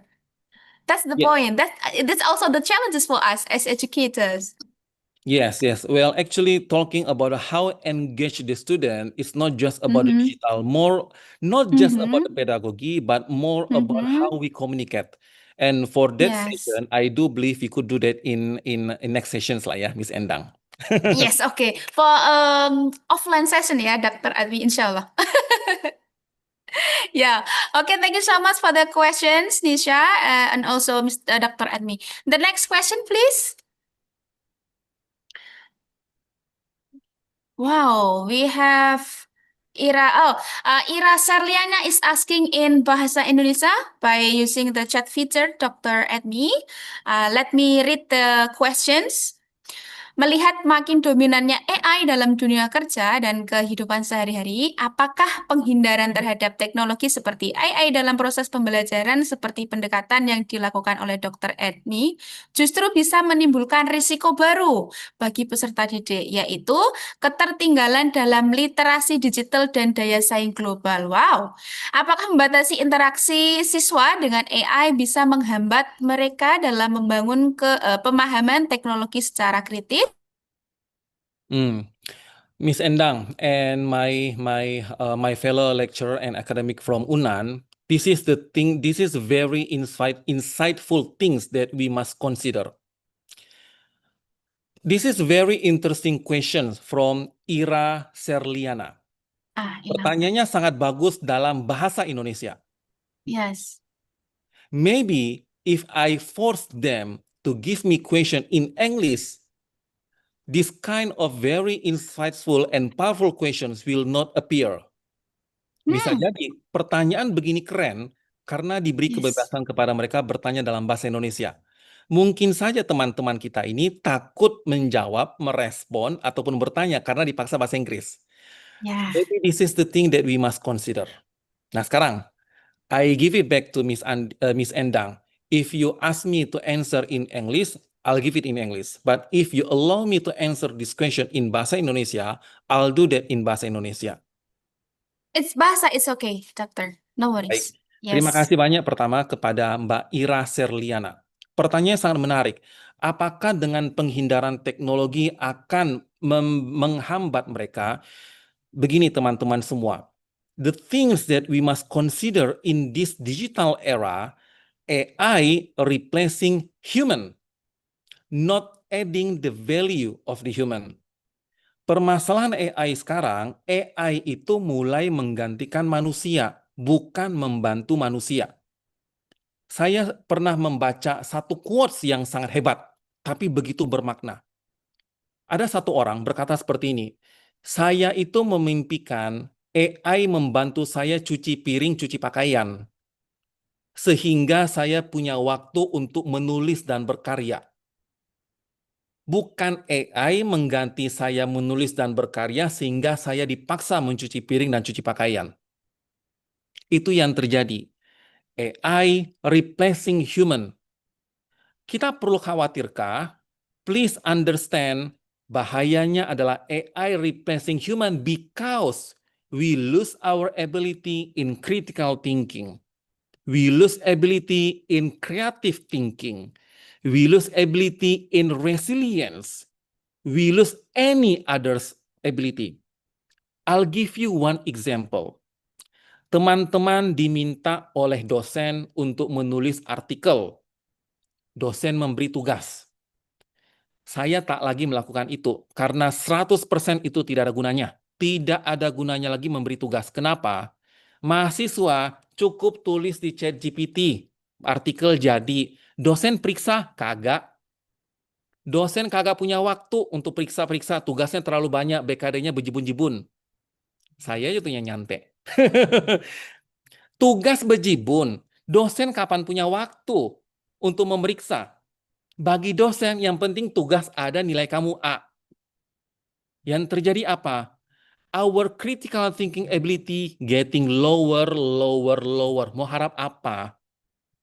Punya gelar, semuanya berbasis AI, diminta tolong ChatGPT. What skills actually you have? Nggak ada. Karena semuanya sudah diserahkan kepada AI. Tujuan utamanya adalah tugas selesai, tetapi tidak pernah menjadikan critical thinking-nya naik. Itu bahaya AI. Makanya saya sampaikan, AI tak bisa kita hindari. Menolak AI tidak ada gunanya, tetapi perlu paham, yang terjadi adalah AI replacing human. So what we must do as a lecturer, as an academic, hanya ruang kelas satu-satunya tempat dosen punya kuasa untuk membantu mahasiswa. Critical thinking tidak hanya terkait dengan menulis artikel.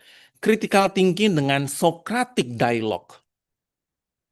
Itu sebabnya tadi saya bertanya, bicara tentang right brain dominance, left brain dominance itu artinya apakah kira-kira? Saya sebut namanya satu persatu. Ini sudah tentang pedagogi. Salah satu kesalahan dosen di ruang kelas adalah mereka menunjuk siswa tanpa memanggil nama. Kamu yang di ujung, apa jawabannya?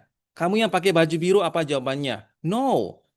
We must respect human by calling the name.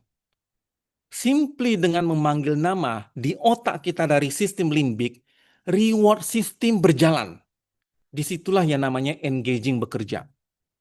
Bicara tentang creativity, by using AI, yes, it is much easier, but please understand, our creativity muncul hanya dengan kebiasaan. Banyak informasi dan kita membiasakan diri berkarya, creativity muncul. Creativity macam apa yang akan muncul kalau semuanya prompting? Tolong bikin gambar seorang wanita duduk di ruang kelas dengan latar belakang seperti ini. Keahlian kita adalah prompting, bukan berkarya, bukan critical thinking. Itu bahaya digital era. AI replacing human yang terjadi. Bukan AI adding value human. Yang ketiga, masalah resilience, kesabaran, keuletan, kegigihan. Saya ingat satu ucapan yang sangat terkenal sekali dari profesor psikologi, saya lupa namanya. Orang yang sukses itu dari data-data dia yang punya, bukan orang yang jenius, tetapi mereka yang punya resiliensi tinggi. Bukan yang jenius, tetapi mereka yang gigih. Apa itu gigih? Mereka bersabar dengan kegagalan, tetapi mereka terus maju. Kesabaran dan segala macam itu membutuhkan waktu, resiliensi. AI, teman-teman bikin artikel secara manual butuh 2 jam, AI cuma butuh 1 menit. Teman-teman bikin gambar 1 hari, AI cuma butuh 5 detik. Kemampuan resiliensi jadi turun. Makanya berkali-kali saya bilang, I'll tell you many times. Make sure AI at your values. Generasi-generasi millennials boomer mungkin tidak usah khawatir.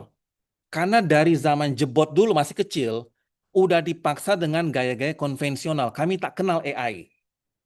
Maka basis critical thinking, basis resiliensi, basis creativity sudah terbentuk. AI membantu kami. Di zaman sekarang, everything start from AI. Critical thinking ability turun, creativity turun, resiliensi turun. AI tak bisa kita hindari. Bodoh kalau kita hindari. Nggak ada gunanya menghindar. Tetapi tolong ingat, don't ever make AI replacing you. Make sure AI just for adding your values. Maka yang harus kita lakukan adalah kuasai betul dulu critical thinking, creativity, resilience, segala macam aspek kognisi kita sudah punya dulu. Baru AI dimanfaatkan. Mudah-mudahan dimengerti. Kira-kira begitu ya, Miss Endang ya. I'm so sorry it's overtime. I'm so sorry. No worries. It's so insightful, Doctor, and really it's opening. It's eye-opening for us ya. That benar sekali bahwa jangan sampai AI itu menggantikan human ya, kita sebagai manusia or change the people, tapi add the values. That's the important thing. Thank you so much, Dr. Evni. Actually, really, we would like to listen to you more and more about this interesting topic, but we have limited time. Yes, Dr. Amy, that thank you for the powerful and also thought-provoking presentations and also eye-opening, really. And we have you have shown us that digital transformations must begin with the understanding of human brains, how the human brain thinks, feels, and also learn. Yeah, Dr. Amy, as a token of appreciation, we would like to present a certificate of appreciation. Yes. So once again, Dr. Edmi, thank you very much for your powerful presentations. Looking forward to seeing you in the next future collaboration. Yeah, we hope that we can have offline collaboration, Dr. Edmi. So everybody will not turn off the camera because we cannot avoid that. Once again, Dr. Elmi, thank you very much for your contributions.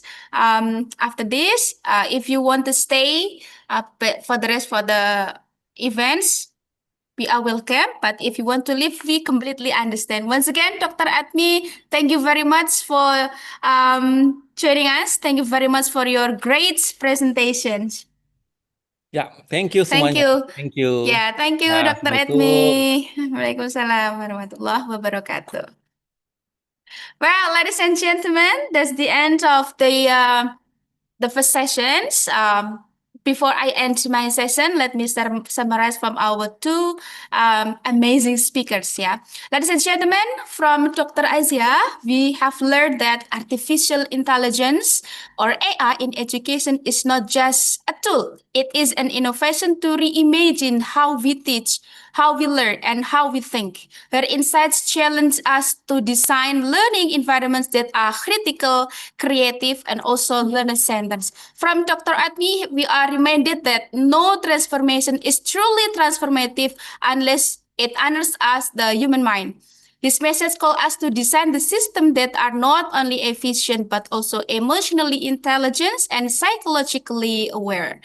Ladies and gentlemen, together these two perspectives, education and also neuroscience, from a powerful reminder, powerful reminder for us that in shaping the future, let us lead with both innovation and also intention. Well, ladies and gentlemen, before ending my sessions, let me say some beautiful quotes that digital transformation is not just about upgrading system, but it's about upgrading the way we imagine the future.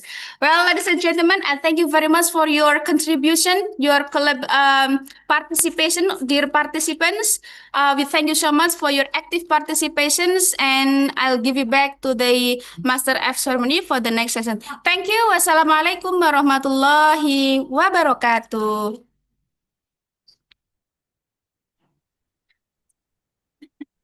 Okay, thank you, Miss Endang. So that's all about the first session of presentation agenda. It was a great presentation and discussion with Dr. Azia Ismail and Dr. Edby Edition. Thank you very much. Then, ladies and gentlemen, those are the first session of the first presentation agenda. And the next agenda is break time. So you can take a break for about 10 minutes. Then this agenda will continue at 10 past 10 a.m. Once again, you can take a break for about 10 minutes. Then this agenda will continue at 10 past 10 a.m. Thank you.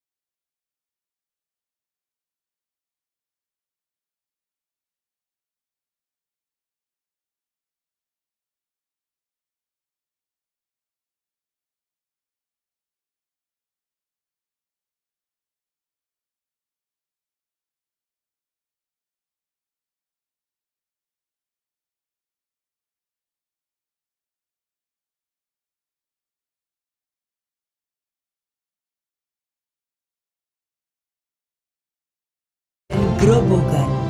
Universitas Anur terbentuk pada tahun 2019. Cukup panjang perjalanan untuk menjadi universitas di Kabupaten Grobogan. Berawal dari akademi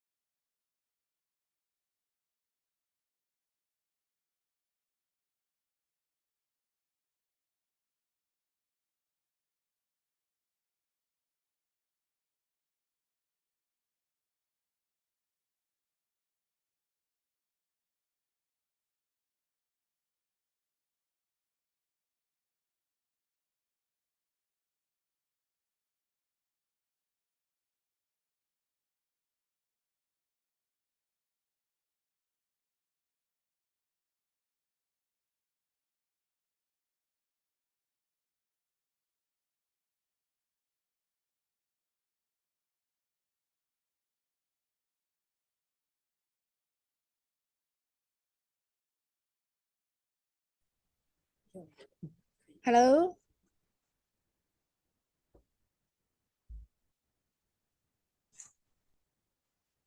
Hello, Prof. Hi. Shivan? Yeah, Yes, it's yes. yeah. Can I Yes. test the Sure, video sure, again sure. to make Sure, sure sure. that is okay? Take your time. Yes, take your time, Prof. 等一下，先跳出去一下，叉叉，那个按一下 PPT，要先把它打开，但是我这样子就不能了。再那个收回去，按那个对，然后再按分享，分享要点第二个荧幕，然后按分享声音，然后按分享，这个我感觉没关系，按一下，对。So can you see my screen? 然后老师您再按 PPT，再按这个，好了。Hello.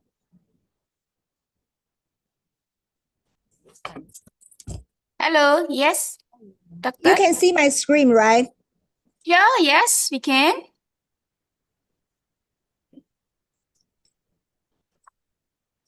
Can you see the screen change? Yes. Okay. No voice yet, Prof? Yeah, no, not yet. Yes. 阿嬷你好，我是照顾恁孙仔护理师，我叫。 Yeah. 小美这个是什么 Okay, it works now. We can hear your voice. It's okay. We are still And then having you a can break hear the time, voice Prof. from the video, right? From Yes, the video. we can. Yes, we can hear your voice and the video, the voice from the video. Ah, nice, nice. Yes. So, Prof. Shivan, we are still having a break time, a short break. Would you please kindly wait for us for this break? Hello, everyone. Okay, can you Today, hear this we're part? diving into an exciting topic. Yes, it works. We can hear the voice of the video. Yeah. Can't wait to listen to your amazing lecture right after this. Okay, thank you. Okay. 你们先 Yes, 不要 sir. Yes. 当这个都 OK 就可以了。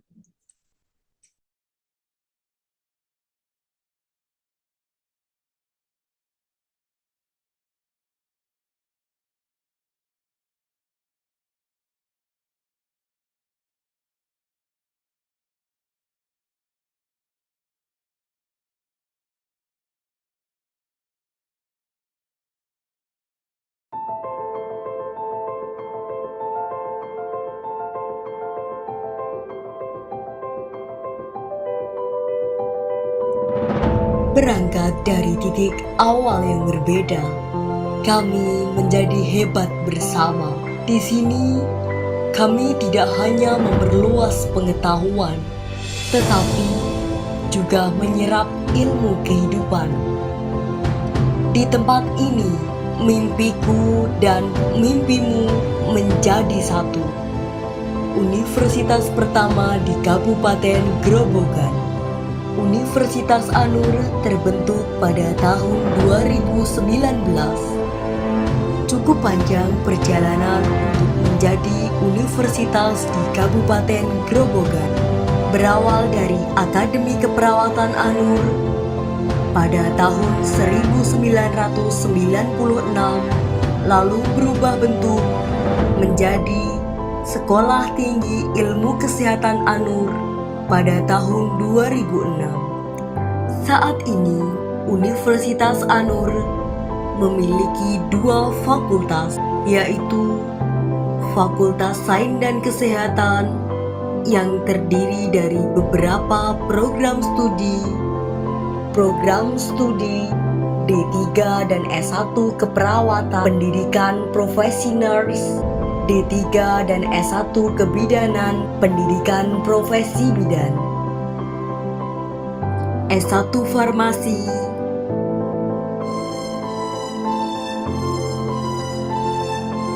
S1 ilmu komputer,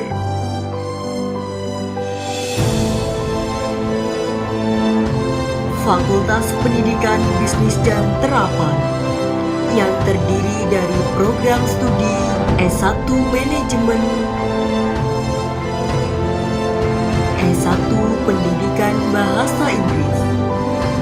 Selain kegiatan akademik, Universitas Anur juga aktif dalam kegiatan non-akademik dalam unit kegiatan mahasiswa.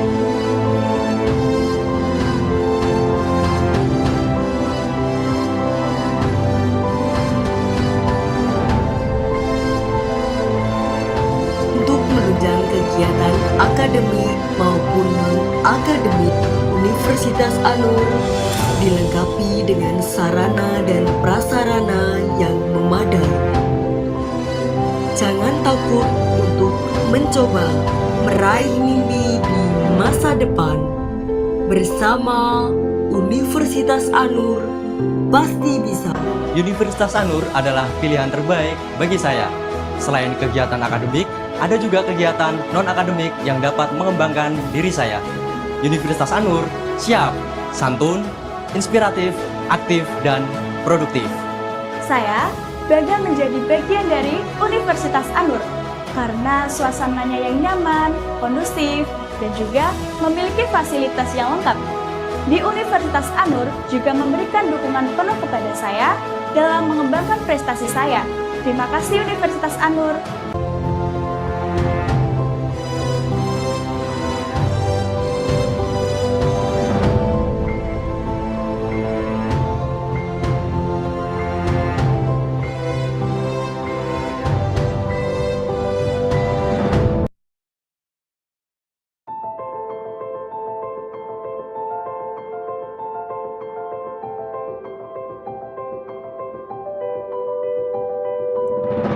Berangkat dari titik awal yang berbeda, kami menjadi hebat bersama.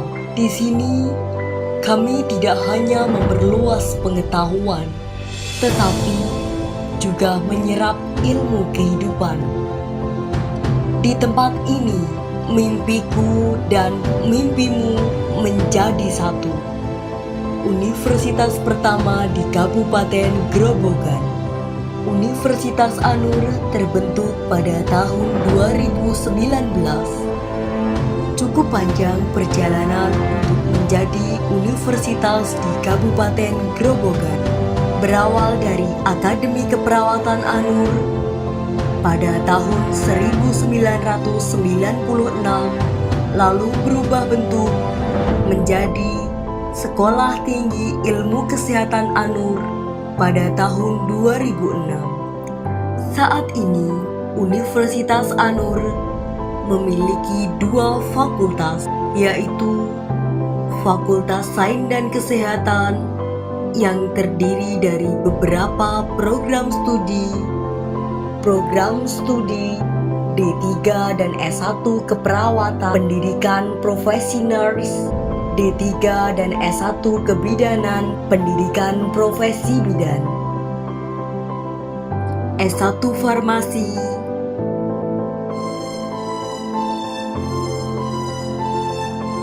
S1 ilmu komputer,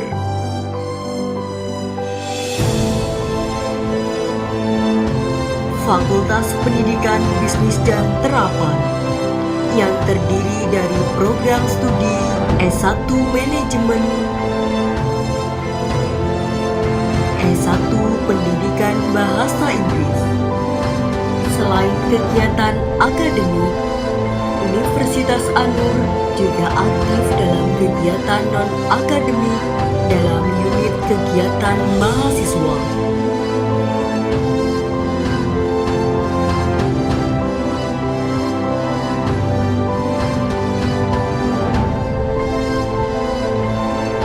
Untuk menunjang kegiatan akademik maupun non-akademik, Universitas Anur dilengkapi dengan sarana dan prasarana yang memadai. Jangan takut untuk mencoba meraih mimpi di masa depan. Bersama Universitas Anur, pasti bisa. Universitas Anur adalah pilihan terbaik bagi saya. Selain kegiatan akademik, ada juga kegiatan non-akademik yang dapat mengembangkan diri saya. Universitas Anur siap, santun, inspiratif, aktif, dan produktif. Saya bangga menjadi bagian dari Universitas Anur karena suasananya yang nyaman, kondusif, dan juga memiliki fasilitas yang lengkap. Di Universitas Anur juga memberikan dukungan penuh kepada saya dalam mengembangkan prestasi saya. Terima kasih Universitas Anur.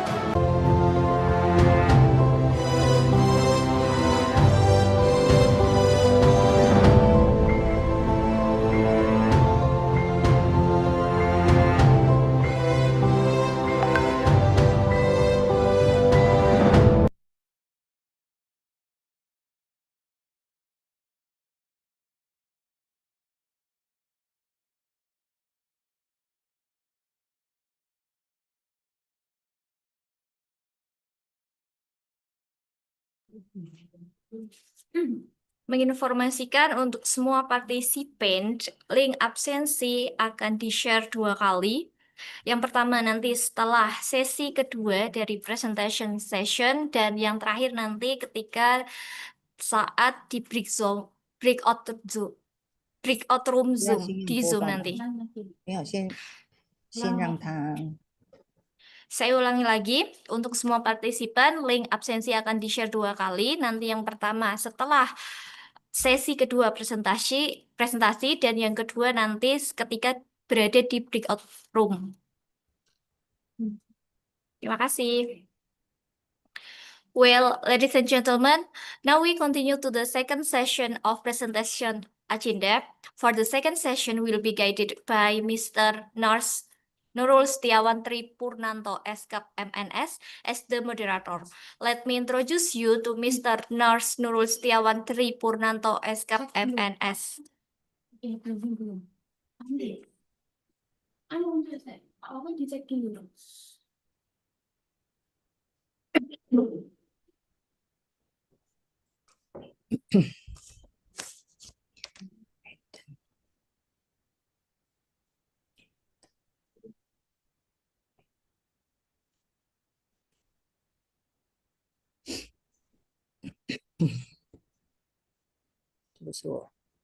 Well,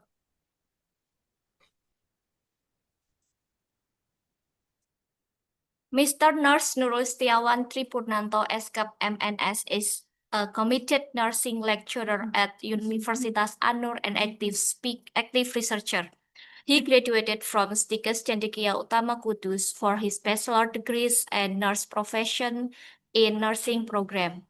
Then he continued his master degree program in Kasetsart University, Thailand in family and community health nursing program.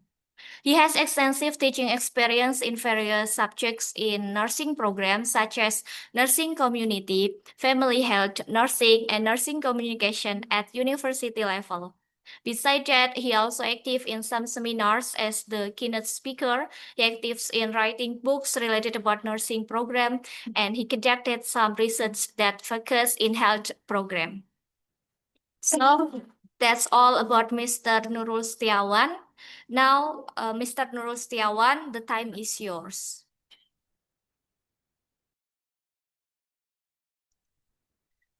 Baik. Assalamualaikum warahmatullahi wabarakatuh. Okay. My voice is better now? Okay. Good morning, ladies and gentlemen. Now we will move to the second session related to health education and technology. During the time, I will guide you as a moderator. Before we continue the session, I will share some rules that we will guide you in this conference. For the first, this session will be divided into 3 parts, and each part but we have 30 minutes for presentation and also 15 minutes for ask and question. Participant will be allowed to ask the question by raise hand and then after the presentation. Please mute your voice during the presentation. This is the role that we will use in this second session on this conference. Okay, ladies and gentlemen, as we know, the technology is an important part in our life, especially in education and health science. We need technology in our health, for example, to improve and develop vaccination detection for some disease, established for diagnosis, and etc. Not only technology we use in the health, but improving technology also used to develop some of nutrition, nursing education, I mean in education setting, and the important thing on maternal and neonatal that is can big issue in Indonesia. Related for this topic, for this session, I have 3 speakers who are expert in that file. They are come from Taiwan and also in Indonesia. The first, I would like to invite Professor Sufan Chen and PhD to explain digital transformation on learning outcome in nursing education. Please welcome Professor Sufan Chen. Hi, good morning, everyone. Thank you for the invitation. Yes. Can you hear me clearly, Professor? Yes. Okay. How are you today, Professor? Sorry. Okay. Yes. Ladies and gentlemen, before we starting the presentation, we will introduce her in front of you. Please share her VT, curriculum VT first for the operator.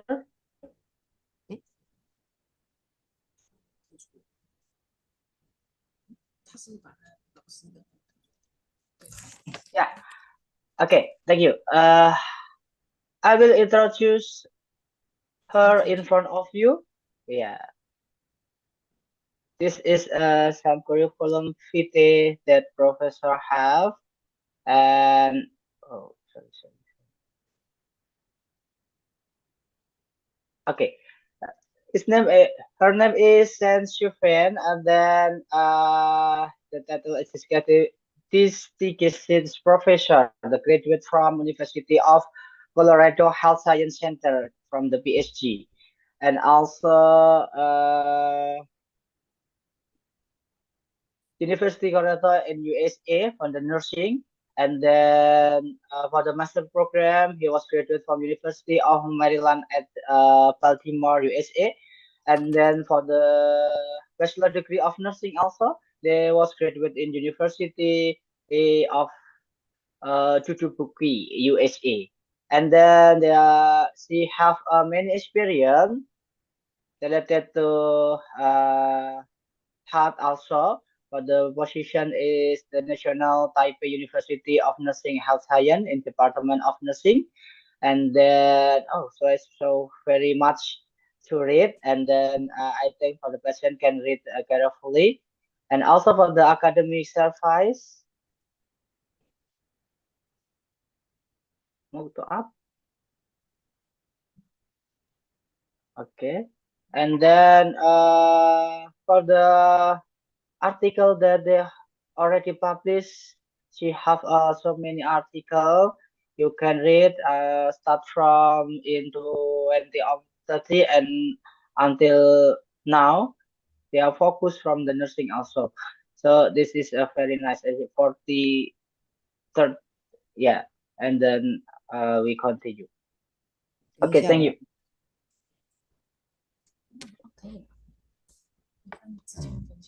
Yeah, ladies and gentlemen, Uh,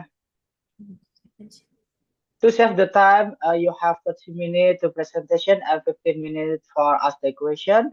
Now screen in your professor. Okay, thank you. Once again, can I know, it's a 30 minutes for my presentation, right? Okay. Yes. Okay.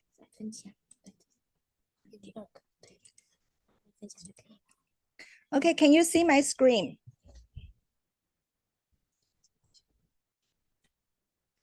Hello? Yes, Can you Professor. see my Yes. screen? Okay, Yes. okay, Okay. okay, okay. Good morning, ladies and gentlemen. I would like to express my sincere appreciation for the invitation. And for the next 30 minutes, I would like to present my research project. The title is Digital Transformation in Nursing Education. Okay.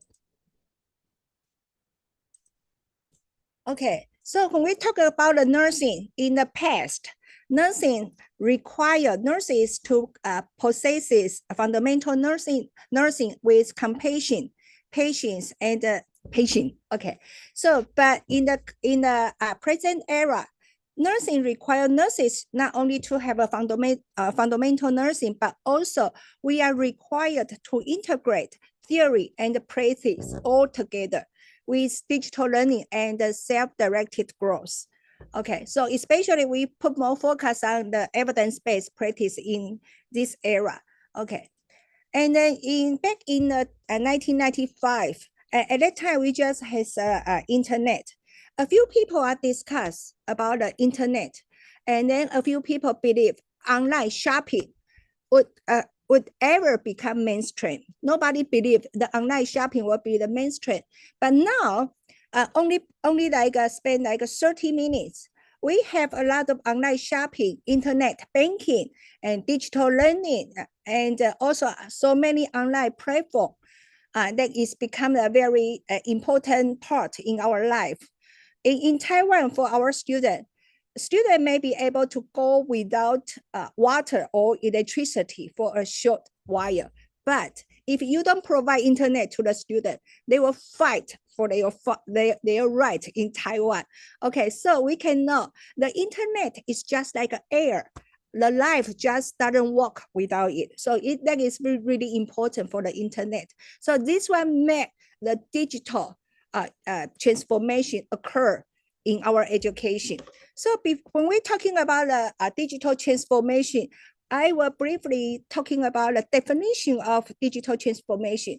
So digital transformation can be comprehensively understood as a continuous and fundamental process of integrating digital technologies into all aspects of an organization. So we applied digital technology into our education, nursing education, okay, profoundly altering its operation and how it delivers values. So the important part is the value. We apply the digital technology into our education.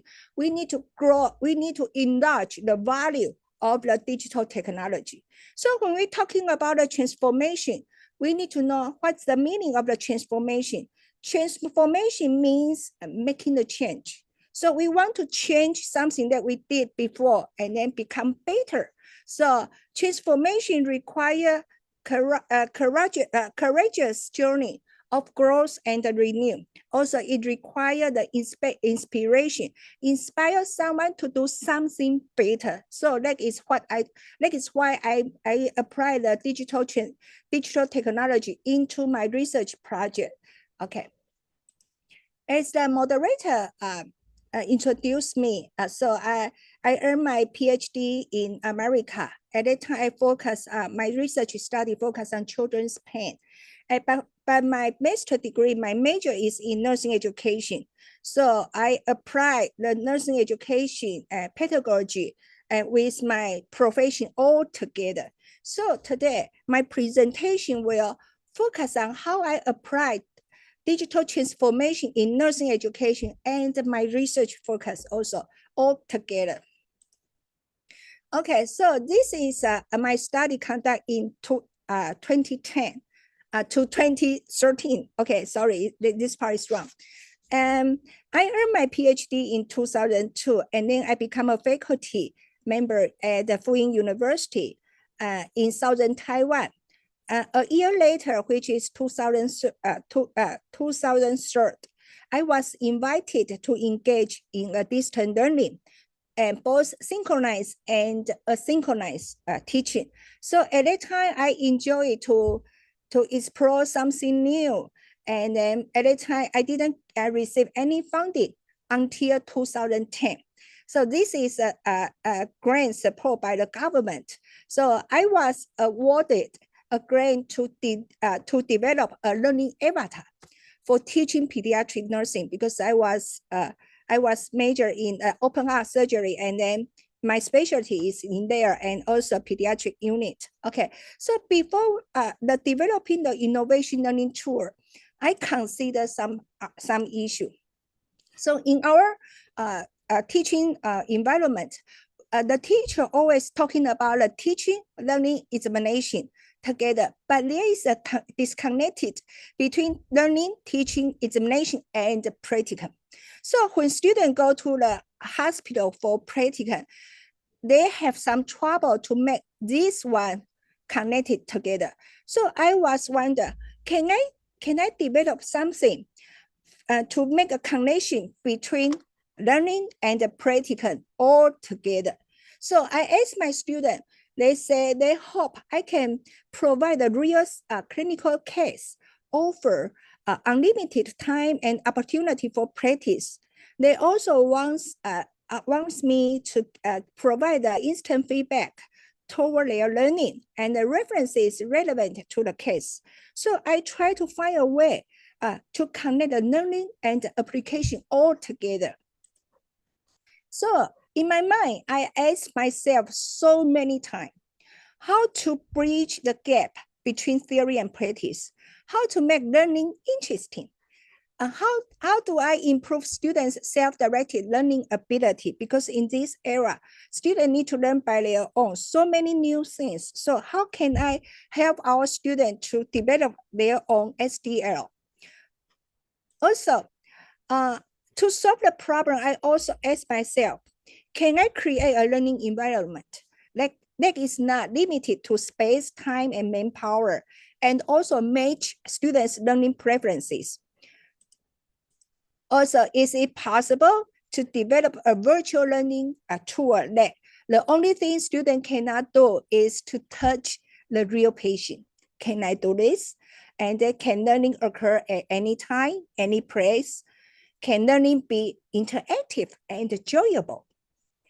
And can a nurse's learning environment just like an e-bank?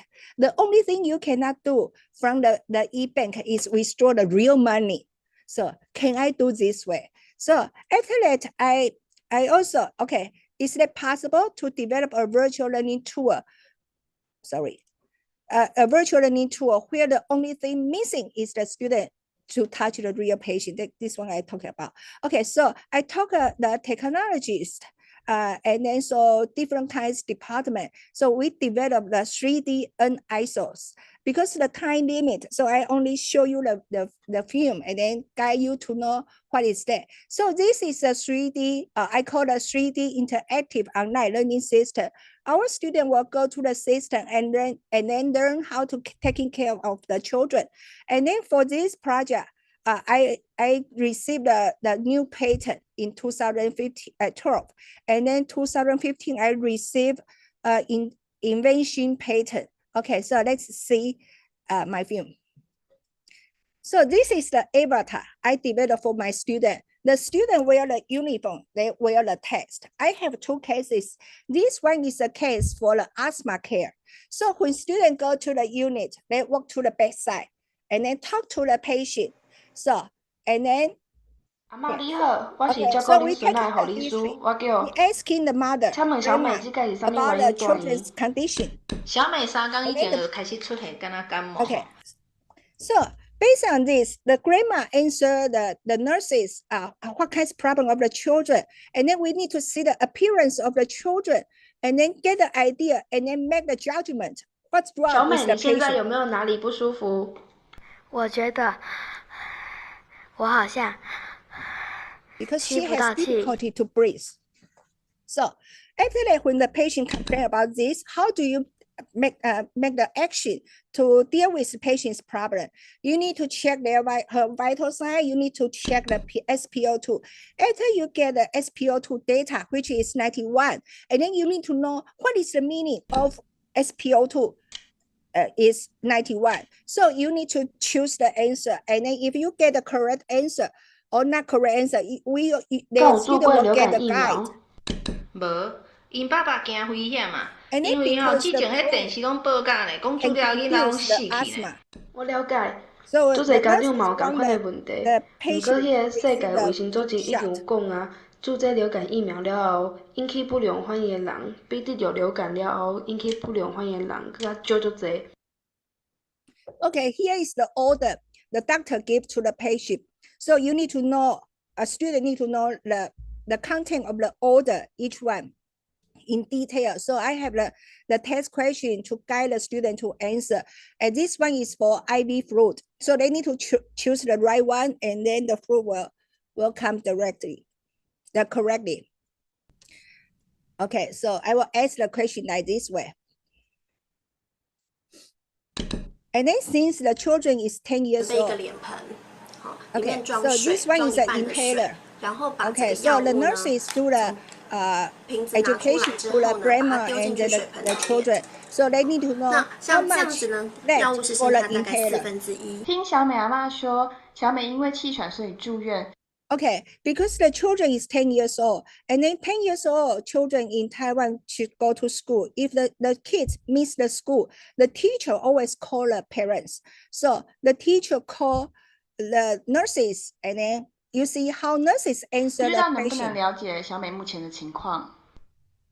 有关小美的病情，基于保护病人的隐私，我们不方便告知，实在很抱歉。但是如果老师你有什么问题的话，可以提出来，我会尽可能协助你了解。 Okay, so because that is a privacy issue, nurses cannot answer the teacher's information, but nurses can teach teacher something related to asthma care. Okay, because I have so many slides, I will keep going. Okay, so this is my avatar project. Okay, so I wish the student can learn.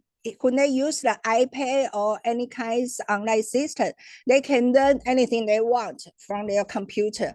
Okay, so that is my thinking at that time. And then after that project in 2013 to 2016, I conduct the free peak classroom research project. So traditionally in the classroom, the teacher teach the student, and then student go home to read.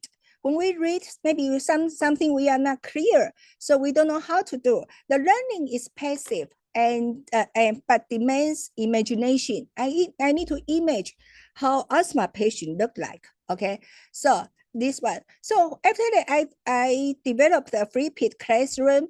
So I have some online teaching material so students can learn from the website. And then when they go home, they study the one I give them. And then when they go to school, they have a discussion with their classmates and the teacher. So learning shift from passive to active. Okay, so I also developed a teaching. I have a design. I developed 4D CBL, they call 4 phases dynamic case-based learning. The important part is the dynamic. I need to make the teaching has a strong interaction. So the first phase, the phase 1, I provide a simple cases. For example, there is a children 5 years old is admitted to the hospital. The parents complain about fever and cough, and then that's it. So the student began to ask the question. When they ask the question online, the teacher will join the discussion. And then after that, in the phase 2, I use the student and teacher's question and then form a real case scenario.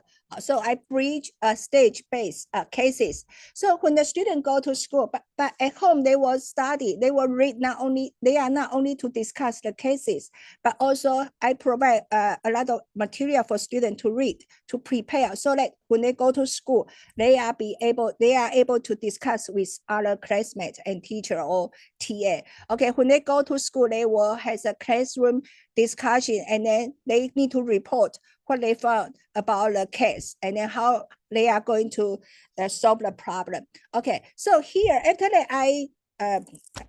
I published the paper about how to apply the flipped classroom teaching strategy in nursing education in Taiwan. And so I published in the Chinese. And then here is a QR code because I recently learned AI, and then I put my paper into the machine AI, and then they just like summarize the content of my study. So you can see, you can scan the QR code and then know what is the content of my study, even though that is written in Chinese, you still can know. Okay. Hello, everyone. Here Today, we're diving article. into an exciting topic, flipped classroom teaching strategy in nursing education. This video will explain the background, methods, key findings, and practical implications of a research article, helping you understand how this innovative approach can revolutionize nursing education. First, let's understand what a flipped classroom is. It's a modern... Hello, everyone. Today, we're diving... Okay, but because I have too many slides, I just give you a briefly demonstration about how the QR code look like. So that is the content of the paper. So if you want to learn about the flipped classroom, you can go to the QR code and then to see. Okay, so in here, my student, graduate student, Li Hongying, she is a nurse in Tai'an Yiyuan, and she used a flipped classroom with a work cafe strategy to teach IPP, interprofessional practice education. Okay, so traditionally IPP is taught in classroom setting. Although the lecture may invite the multidisciplinary professions to join the discussion, but the student interaction tends to limit. So the Li Hongying developed this teaching strategy, and then to improve and has more interaction in the class. So let's see her video a little bit.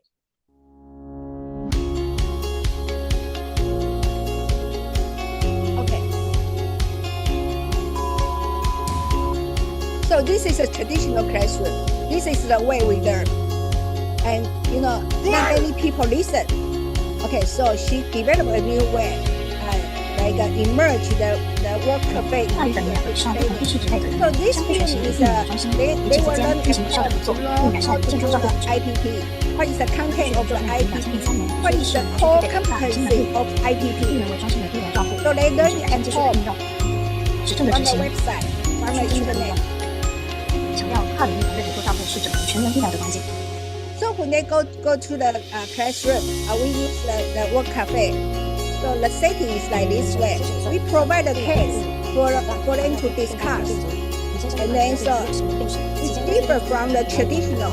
We only have paper and pen, and then white paper to discuss the case condition. So we use this way as different professional to have a discussion on specific cases. So that is the way they learn. And then Hongying's study is published in the Journal of Interprofessional Care. So also there is a QR code you can scan the QR code, and then you will know the content of her study. Okay, and then here is Lu Sanwei. She also used a flipped classroom, and then she used a CI care communication training skill. This concept to teach OPD nurses how to communicate better. So CI care means see I care, what you do. Okay, so here is her CI care 标准化沟通模式， and this 与病人建立良好的互病沟通。 Okay, so she just mentioned about how to maintain a good communication between patient and the nurses. You need to understand patient more, and then has a discussion with the patient, and then the patient need to learn the self-care. Okay, so this is the step of her CI care. CICARE.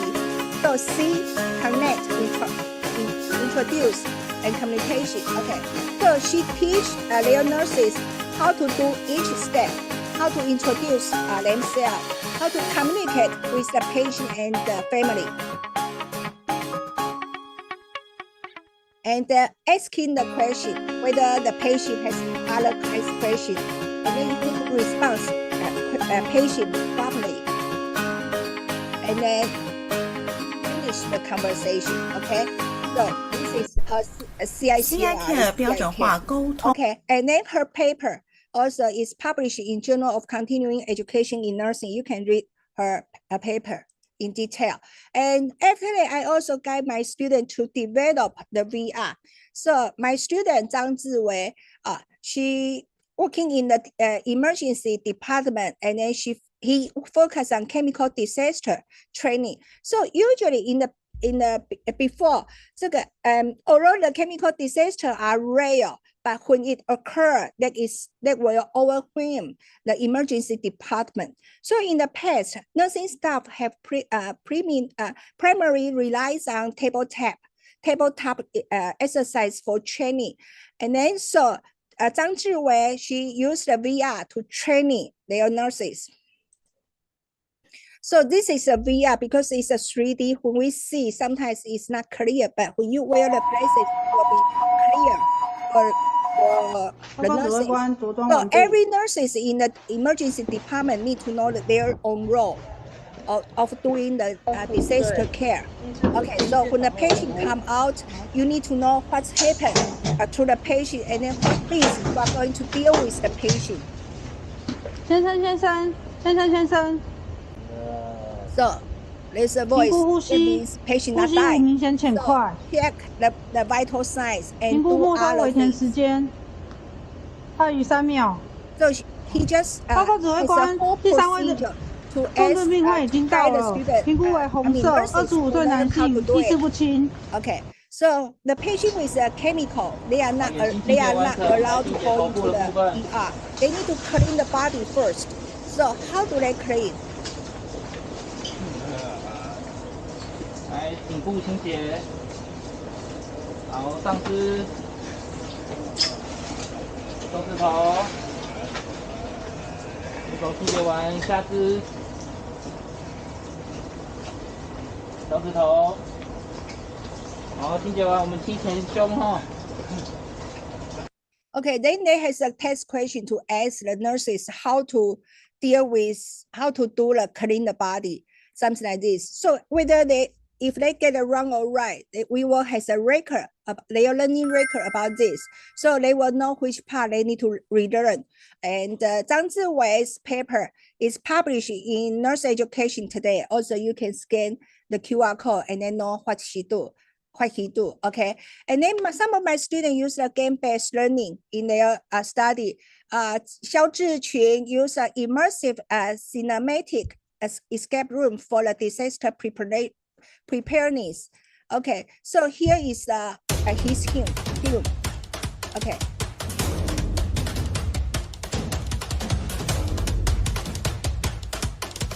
And then this is the core values of the disaster care. So there are a couple steps you need to complete and then know how to deal with the problem. Okay, so this is the escape room. It's a movie.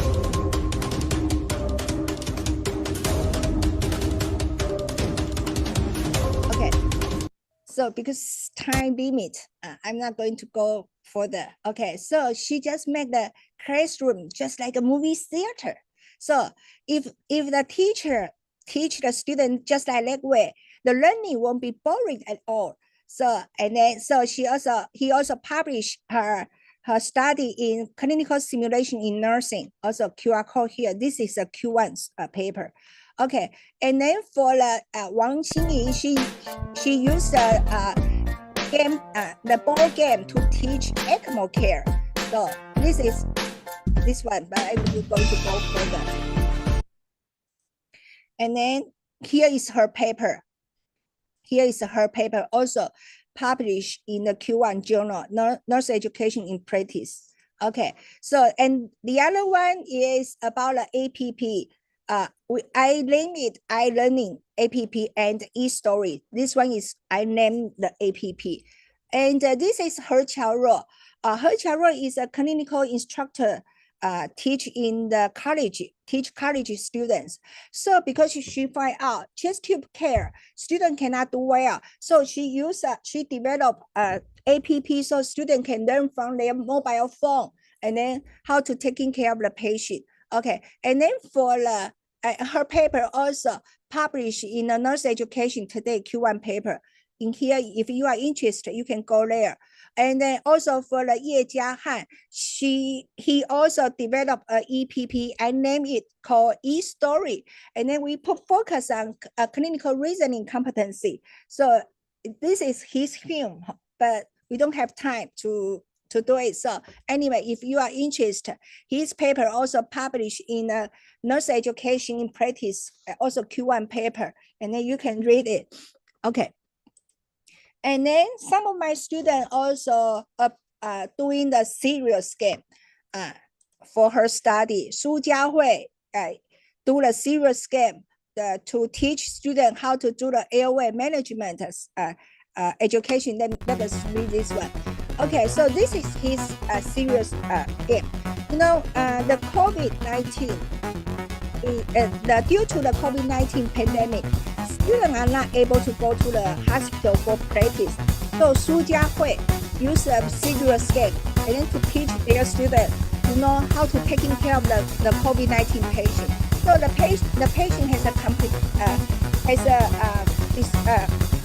the patient go to the hospital, and then she guide the student to know what things will happen, and then you need to find the cues to deal with patient's problem. And you can see these nurses are very cute, looks like a real, because Su Jiahui has a friend, her major is in fine art, so her friend draw the nurses and doctor in here, so that it looks like a real situation.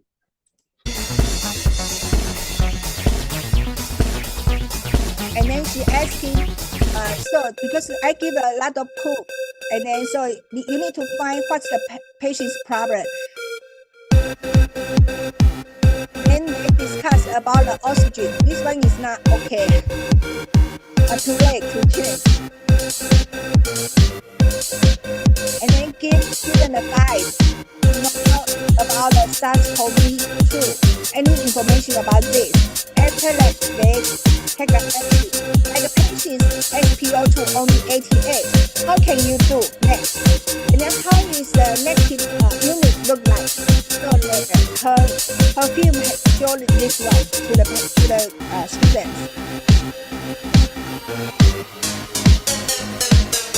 Let's discuss about the patient's condition here. And then here is the real unit. Okay, and then here is the way, the strategy of using the oxygen for the COVID-19 patient. Okay. And then another student doing the serious game for the HIV positive man, because from the study we know HIV positive, the man has a sexual with men, those kinds of group are easily to have a hepatitis C. So Ting Yi, she based on patient's viewpoint and then develop a serious game to teach the patient how to decrease the infected by the how to prevent to get the hepatitis C. So because I don't have time, so I go quickly. And then Ting Yi received the Best Presentation Award in South Korea. Okay, and here is her film. Okay, because her film is really good. So she guide the patient how to do it. There is an interaction and the mobile phone. And then so she used this way to teach the patient how to know how to prevent the hepatitis C. Okay. And then the correct one is what? Okay.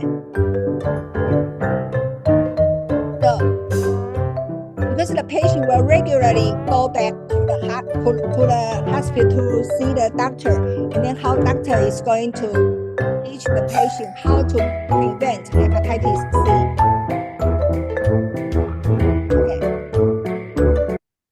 Okay, we also have a simulation learning. Usually the simulation learning occur in the classroom, but you know, the space, the time limit, that is not really efficient. So Lian Qingqing also developed an online simulation-based learning approach with decision branch video. So she made these two all together.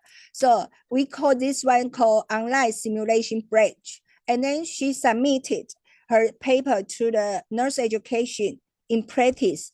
And recently we got the feedback from the editor, and then we revised already. And then we are waiting for the second result. I wish she can, and the paper can be accepted. Okay. And then, sorry. And then her thingy, okay, also she put more focus on high alert medication error education. So she used a game-based chatbot with Kahoot to teach nurses. And some of my students use AR to teach nurses. So for the Zhang Jiarong, she used AR in ER, workplace violence, and also Hu Huijin use AR to teach PICC care. Actually, her film is good also. Here is a teaching material here, and then if you scan, you will get into a real world. I mean, you will see how nurses can learn how to do the PICC care from here.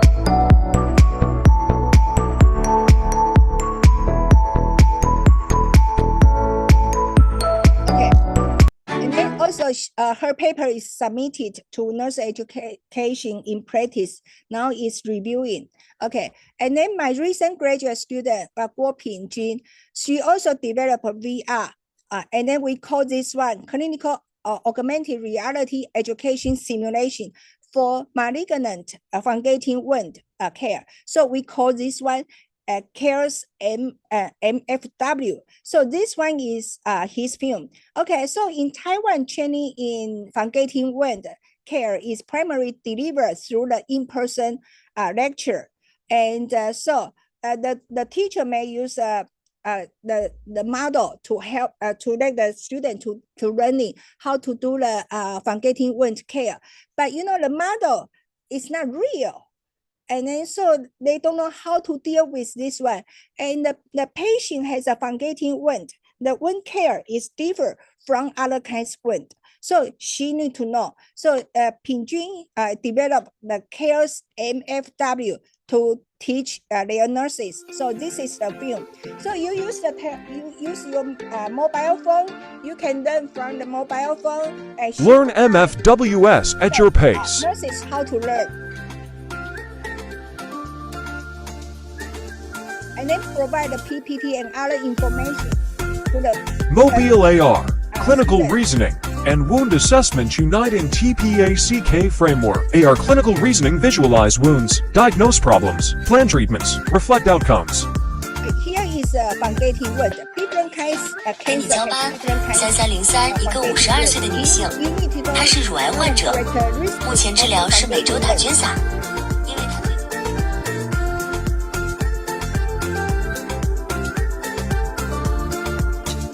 And then she also provide a scenario to the students, so they will learn if this 3D visualization handover training, contextual scenario learning.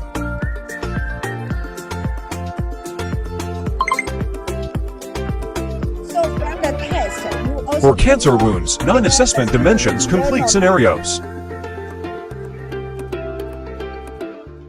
Okay, this one is her personal brand she developed by herself, like it's Pingjun PJ. Okay, and then my another student is Lin Xinpei. She also just finished her final defense. She also developed a contextual-based augmented reality in oral mucositis care. And then here is her AR. So that is a scenario.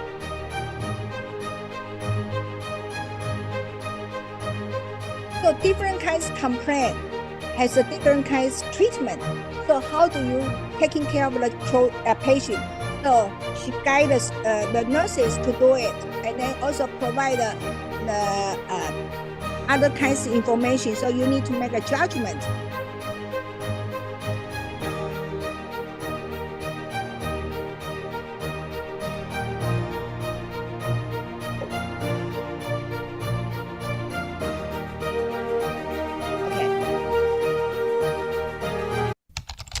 Xinpei's film. Okay, so as you know, we in our team we develop a lot of digital technology. We merge digital technology with our professional content, and we all assume that a single teaching strategy can be applied to all healthcare professions. If you learn this way, everybody will get it. Is that right? Not really, not really. From Ye Jianghan's study, he used a e-story app to the student. Okay, so this one is a experimental group. This one is control group. For CRS, that means clinical reasoning scale. Okay, the score. After we use a different kinds of teaching strategy. The experimental group, their CRS score increase, and their self-directed learning score also increase. But that is for overall data. Is that really for is a new is the e-story app really good for all students? The answer is not. So if the student, you can find in our reality, if the student is really smart, they are doing very well. They always doing well. So, but if the learning motivation, here is no learning motivation. This one is a experimental group. This one is control group. We use a e-story app to the student at the beginning because that is a new one, new technology for them. They need to take time to learn. So when you use, their score is not really increased. But when they are familiar with this one, and then they know this one can help their learning, their clinical reasoning ability will increase. Almost over, not really over, close to the student who has a very good learning motivation. Learning motivation is the key to success in academy. So, this one is our study. So the good student always good, but if the learning performance is lower or moderate, it takes time, they will increase. This one is for control group. We just do the traditional teaching. If you don't do anything, the good student will go like the other one. So we like this one. So you need to know, in not all the teaching material, the new one is good for all students. Here is an example for the equality and the equity. If the government will provide a bicycle for all people for the equality, everyone receive the same one. But is that good for everyone? No.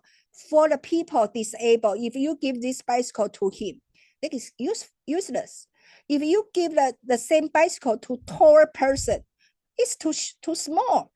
For the kids, it's too big. Okay, so for the equality, you need to know patient, the person's their condition. You need to find a way, provide a better one to the person, to the patient. Okay, so you need to find something that is truly meet learner's need. Okay, so here is a 5 generation. Professor, time is over. Oh, okay. Time is over. Can you give maybe brief conclusion? Okay, no problem.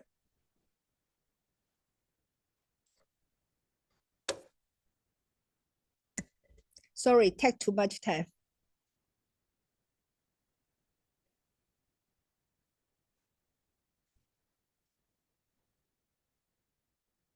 I cannot hear you. Yeah. Okay. Sorry.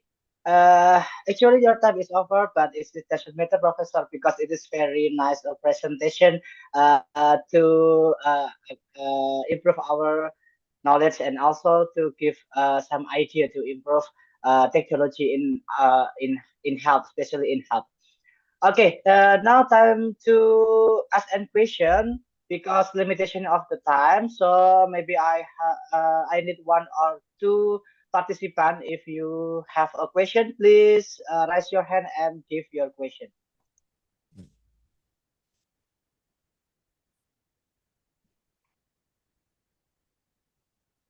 Okay, someone who want to join to give us the question?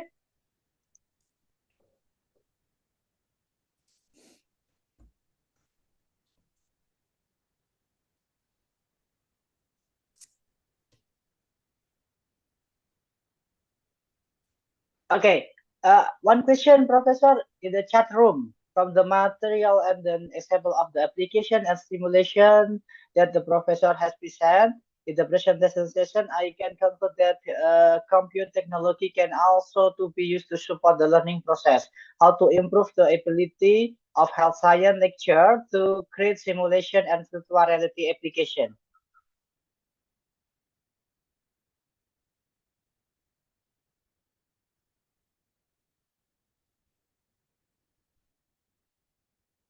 Hello.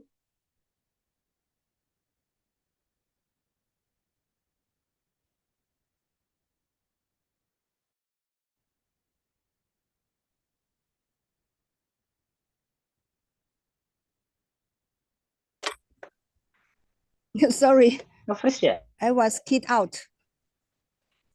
I was kicked out. Okay. So, Okay, Professor. One question from the chat book. Yeah, this is from about the related the computer okay, technology. I saw So the the question question. is Okay, how to improve the ability how to to have science. improve? You need to learn by your own or take a class so that you can know how to develop the VR or simulation. This is technology you need to learn. Our students also learn how to develop the VR and AR or APP. So this is the way we do.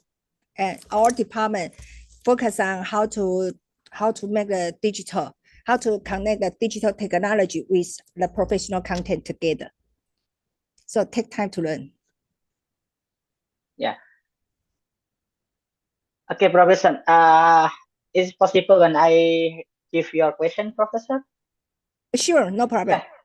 Yeah, I have one question. This is very interesting to improve our knowledge as a lecturer also to teaching our student. But I know that there is differences about the Indonesian and Taiwan based on the internet, based on the technology. So maybe could you like to share what is your limitation if during the project this in Taiwan, maybe you have some of limitation and how to solve the limitation for this project. Okay, and the limitation will be that the student need to have a skill of digital learning, the digital skill. So they need to spend time to learn. And sometimes the way the student did is not really good enough. So sometimes we need to collaborate with a technician or other kinds of field to make this teaching material better. So this is the one. And then also we need to have time and money. Money is an issue. But if you have a grant to support, that is good. But the last one, Cares from Getting Wind, the next student, she did it by herself. So she asked somebody how to do it. And then so she developed by herself. She spent time and to do it. Here is she. Yeah, she is really wonderful. So anyway, it takes time to learn. Yeah. Yeah. So it means that you have collaboration with another profession like from the IT and then, Yes. for example, that. Yeah, sure. Okay. So in our department, we have 3 nursing faculty and then some IT profession faculty. So when students learn how to do AR, those kinds of faculty will teach them how to do. But the faculty don't know the content. I will make sure the content is correct and then fit nurses' need. Okay. Yes, thank you, Professor. One question more from the participant. Because Mrs. Anita, can you open your mic?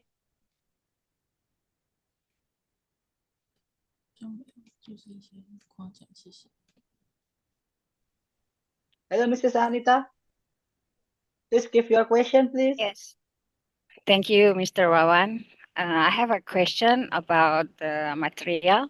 Various educational videos are actually very interesting for student, Professor. But sometimes students feel lazy or don't have enough time watch the videos for learning purpose. And as a result, when we ask for feedback to be discussed in class, the student remain inactive.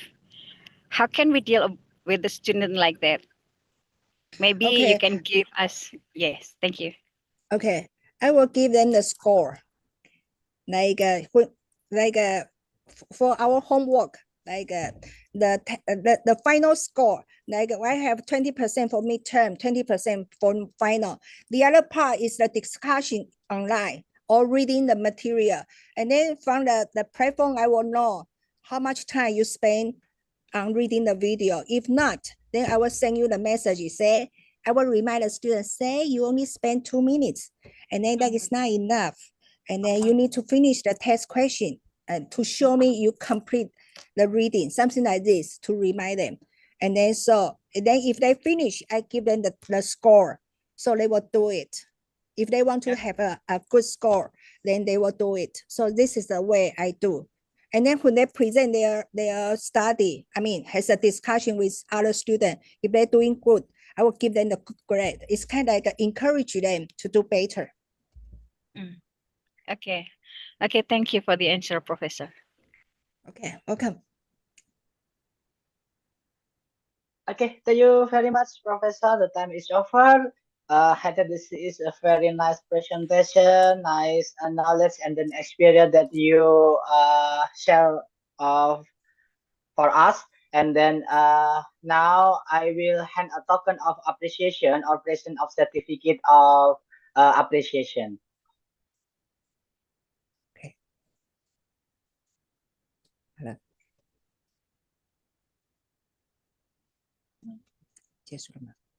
Yeah, Professor, we cannot give anything, just appreciation of certificate appreciation to your knowledge and your experience that already shared with us, Professor. Okay, thank you. So I can.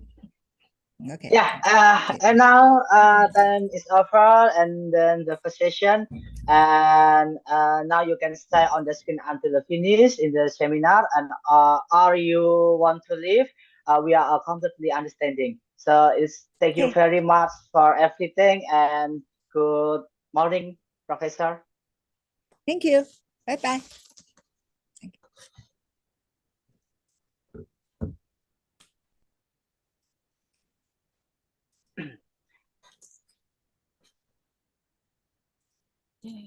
Okay, ladies and gentlemen, now we will move to the next speaker that we will discuss about digitally derived food innovation in local food development to enhance community nutrition and resilience. As we know, that's one of the big issue in the world, around the world and also in Indonesia. Malnutrition in Indonesia also have this problem, especially in children, and we call the stunting. As you know, I think all of you know about the stunting. And to solve the problem, we need the big innovations such as to improve local food, because it is very difficult to solve stunting and also to how to solve malnutrition in children. If we only depend on national support, it is not completely enough. So we need to how to improve local food to maybe can be a strategy how to create the better strategy in the local food to solve the malnutrition. So about this issue, I would like to invite Dr. Rosdiana SKM MKes. Please welcome Dr. Rosdiana SKM MKes. Oke, Assalamualaikum warahmatullahi wabarakatuh, Ibu. Waalaikumsalam, Mr. Nurul. Yeah. Pak Wawan. Okay. Yeah, thank you Suara very saya much. terdengar ya? Yeah, very clearly. Okay, before start the presentation, I will read her CV. Okay.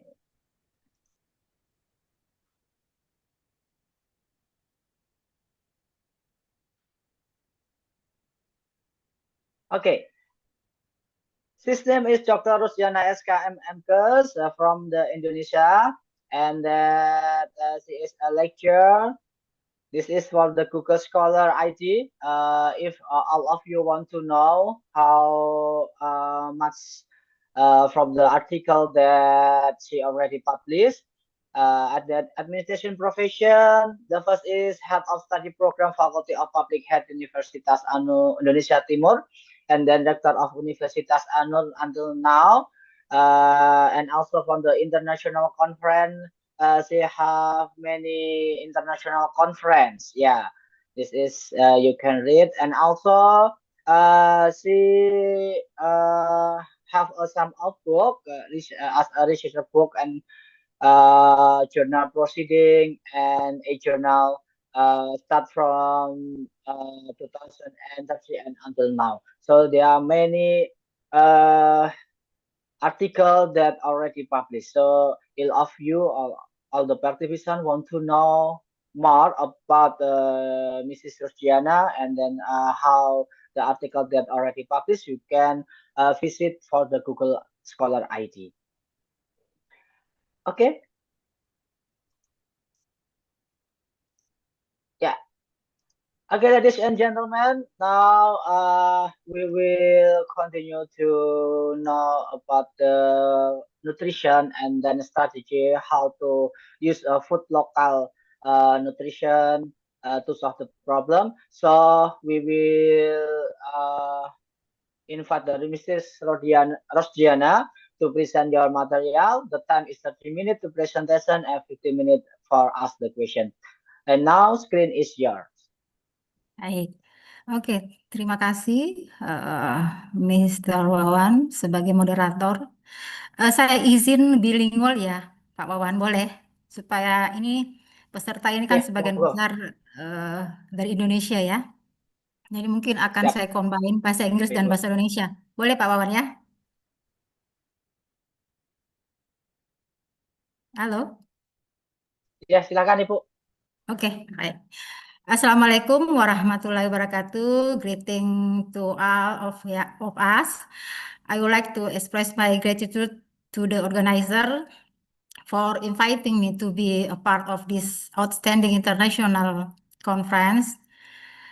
My name is Rosdiana, and today I will present an idea on how digitally driven local food development can be a strategic solution to address nutrition and food resiliency challenges, particularly in developing countries like Indonesia. This theme is highly relevant as we are currently in era of a significant transformation in consumption pattern, global food system, and technological advancement. The aim of this presentation is to demonstrate that digital technology is not only relevant in big industries or urban startups, but can also be a driver of change in the local food sector, which has long been a primary source of community resilience and our cultural heritage. Jadi tujuan dari presentasi ini adalah untuk menunjukkan bahwa teknologi digital itu tidak hanya relevan di sektor industri besar ataupun di startup perkotaan, tetapi juga ini bisa menjadi alat penggerak perubahan utamanya di sektor pangan lokal yang sementara ini digaungkan oleh pemerintah kita bagaimana memanfaatkan bahan pangan lokal dalam membantu masyarakat kita dalam meningkatkan status gizinya. Jadi dalam untuk 9 kurang lebih slide ke depan, ini saya akan menguraikan mengapa pangan lokal itu penting, bagaimana teknologi itu bisa digunakan secara praktis, apa bentuk sistem pangan cerdas yang bisa kita pergunakan, hingga potensi kolaborasi lintas sektoral dan apa dampaknya terhadap komunitas atau masyarakat. Harapannya ini tidak hanya berhenti pada wacana, tetapi ke depannya kita akan mulai mengintegrasikan pendekatan digital ini dalam kebijakan pangan dan intervensi gizi untuk ke depannya. Nah, tentu kita akan mulai di latar belakang bagaimana the world today faces a double burden of malnutrition. On one hand, we still struggle with micronutrition deficiencies such as iron, vitamin A, and iodine, which cause anemia, stunting, and weaken immunity. On the other hand, the rise in ultra-processed food consumption and sedentary lifestyle has triggered an increase in non-communicable disease like diabetes, obesity, and hypertension. In Indonesia, National Health Survey saw high prevalence of stunting, anemia among pregnant women, and teenage obesity, issues that demand multi-sectoral action. Ironically, this happened despite the abundance of nutrient-rich local food resources. For instance, moringa leaves are rich iron and calcium. Kenapa di sini saya mengambil moringa? Karena ini adalah salah satu penelitian pada saat saya mengambil program doktoral. Makanya saya mengambil contoh di sini adalah moringa atau yang kita kenal dalam bahasa Indonesia adalah daun kelor dan pumpkin seed, biji labu kuning yang merupakan makanan lokal orang Indonesia dan hampir di seluruh daerah di Indonesia itu kemungkinan besar moringa dan pumpkin seed ini itu ada. Unfortunately, lanjut ya, these local foods are underutilized. Many communities are even abandon traditional food source due to lack of information, promotion, and support system. This is where digital transformation can bridge the gap, mapping local food potential, dissemination, nutrition, education, and strengthening local product position in digital market.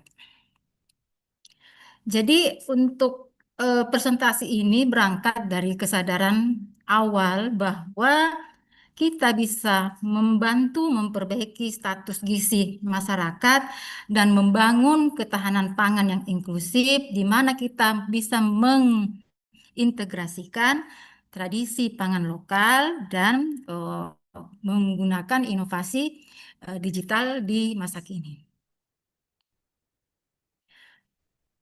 Untuk next berikutnya yaitu bagaimana the role of local food. Ya, local food is often seen as outdated or less competitive compared to modern products. However, it holds immense strategic value across three main aspects: nutritional content, environmental sustainability, and cultural identity. Nutritional, many local plants are remarkably rich. Moringa leaves contain significantly more iron, calcium, and vitamin C than commercial vegetable like spinach. Environmentally, local food usually requires fewer external input like fertilizer or pesticides. These plants are adapted to local soil and climate, making them more resilient to climate change and suitable for sustainable agriculture.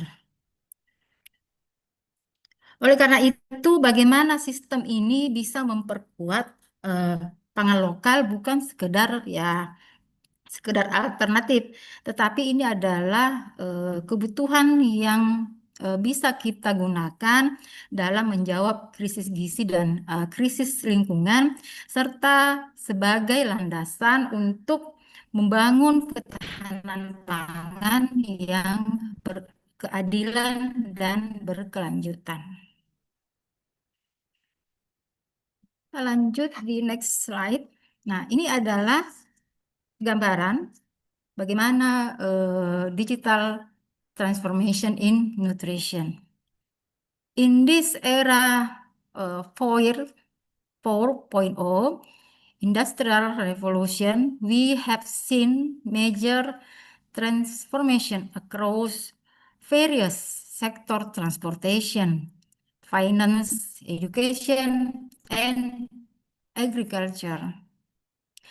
Yet, digital technology adoption in community nutrition and local food development remains limited, especially in developing countries like in Indonesia.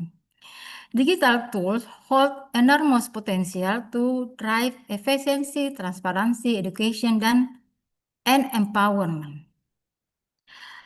These three key approaches can be used. The first is mapping local food potential. Nah, apa sih itu mapping local food potential? Di sini mungkin dengan penggunaan AI atau artificial intelligence dan GAIS ya, Geographic Information System itu kita dapat membantu memetakan potensi pangan lokal itu secara lebih akurat. Contohnya dengan citra satelit ini mungkin nanti bisa dibantu dari orang-orang komputer. Sekali lagi saya katakan ini adalah sekedar wacana yang mungkin kita akan bisa bangun bersama dengan lintas sektoral dan lintas kolaborasi akademi. Contohnya dengan citra satelit dan pemrosesan data spasial, nanti kita bisa mengetahui daerah-daerah yang memiliki keragaman hayati tinggi, tetapi belum dieksplorasi sumber pangan alternatifnya. Nah, di sini AI dapat digunakan untuk menganalisis kandungan gizi dari berbagai tanaman lokal secara tepat dan cepat. Yang kedua adalah bagaimana kita menggunakan platform edukasi, ya, seperti aplikasi edukasi gizi, media sosial, dan e-learning itu bisa dimanfaatkan untuk menyebarluaskan informasi tentang pola makan sehat berbasis pangan lokal. Yang saya rasa ini sangat efektif untuk menjangkau generasi muda, tenaga kesehatan, dan kelompok rentan seperti ibu hamil dan balita. Bahkan kalau aplikasi ini sederhana, ini bisa seperti kalkulator gizi dan ini sudah ada ya beberapa aplikasi-aplikasi tersebut untuk mendeteksi misalnya apakah balita ini stunting. Nah, aplikasi sekarang ini kan sudah ada ya bagaimana kita bisa memasukkan tanggal lahir, kemudian tinggi badan, berat badan. Nah, hasilnya itu nanti langsung keluar, akan teridentifikasi apakah balita ini status gizinya baik atau tidak, apakah balita ini terindikasi stunting atau tidak. Nah, itu adalah kegunaan dari platform digital yang bisa kita manfaatkan. Yang ketiga adalah e-commerce dan platform penjualan digital, di mana ini membuka peluang yang sangat besar bagi pelaku UMKM pangan lokal untuk menjangkau pasar yang lebih luas. Produk seperti tepung kelor ya, keripik yang berasal dari daun-daunan atau sayur-sayuran dari bahan lokal yang ada di daerah itu bisa tersebar di seluruh Indonesia dengan bantuan e-commerce ini. Kalau kita di sini lebih mengenal yang namanya Shopee ya, Tokopedia, dan yang lain sebagainya. Intinya adalah bagaimana transformasi digital ini jika diarahkan secara tepat itu dapat mengungkit ya dalam membangun sistem pangan lokal yang adaptif, inklusif, dan berkelanjutan.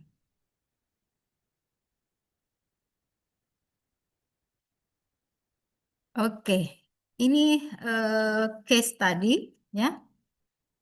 Tadi sudah kita jelaskan ada beberapa poin dalam pemanfaatan digital untuk membantu. Nah, ini adalah case tadi. Nah, after understanding the importance of local food and how digital technology can support education and promotion, we now move to more structured approach developing a smart local food system. This concept stems from the idea that traditional food system can be made more effective through strategical technological intervention, enabling them to address various challenges such as food safety, distribution, and production efficiency.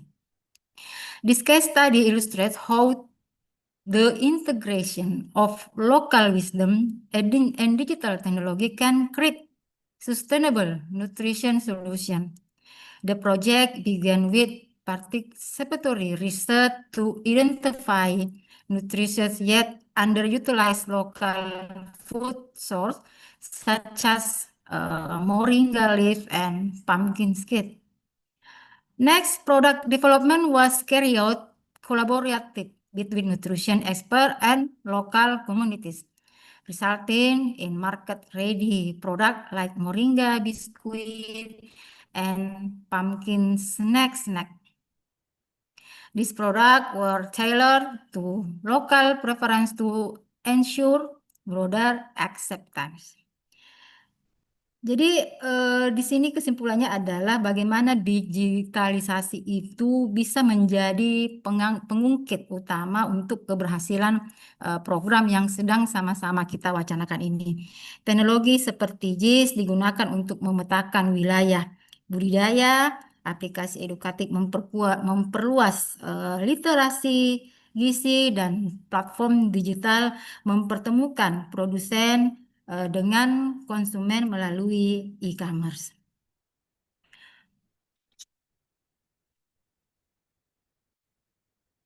Nah, honorable Okay, 5 audience, minutes left.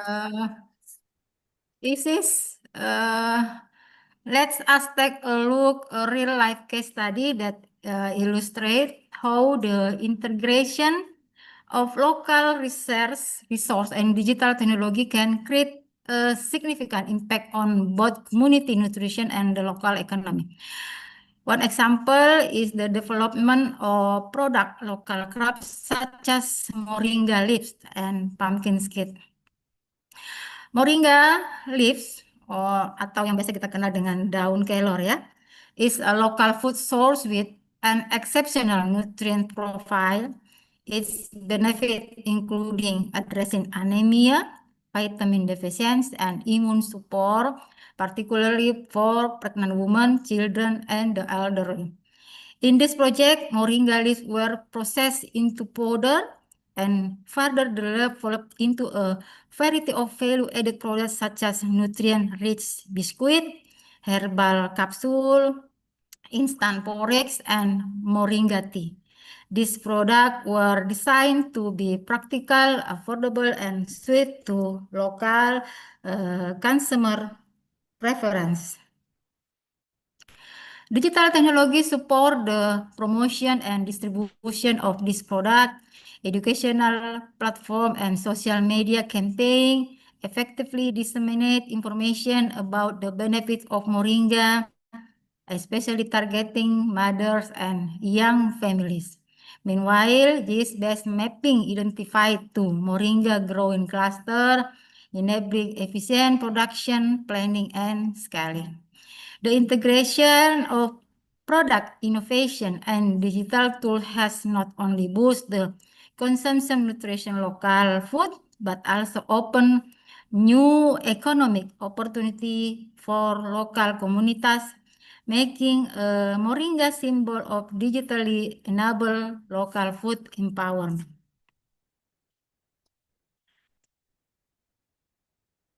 Next slide.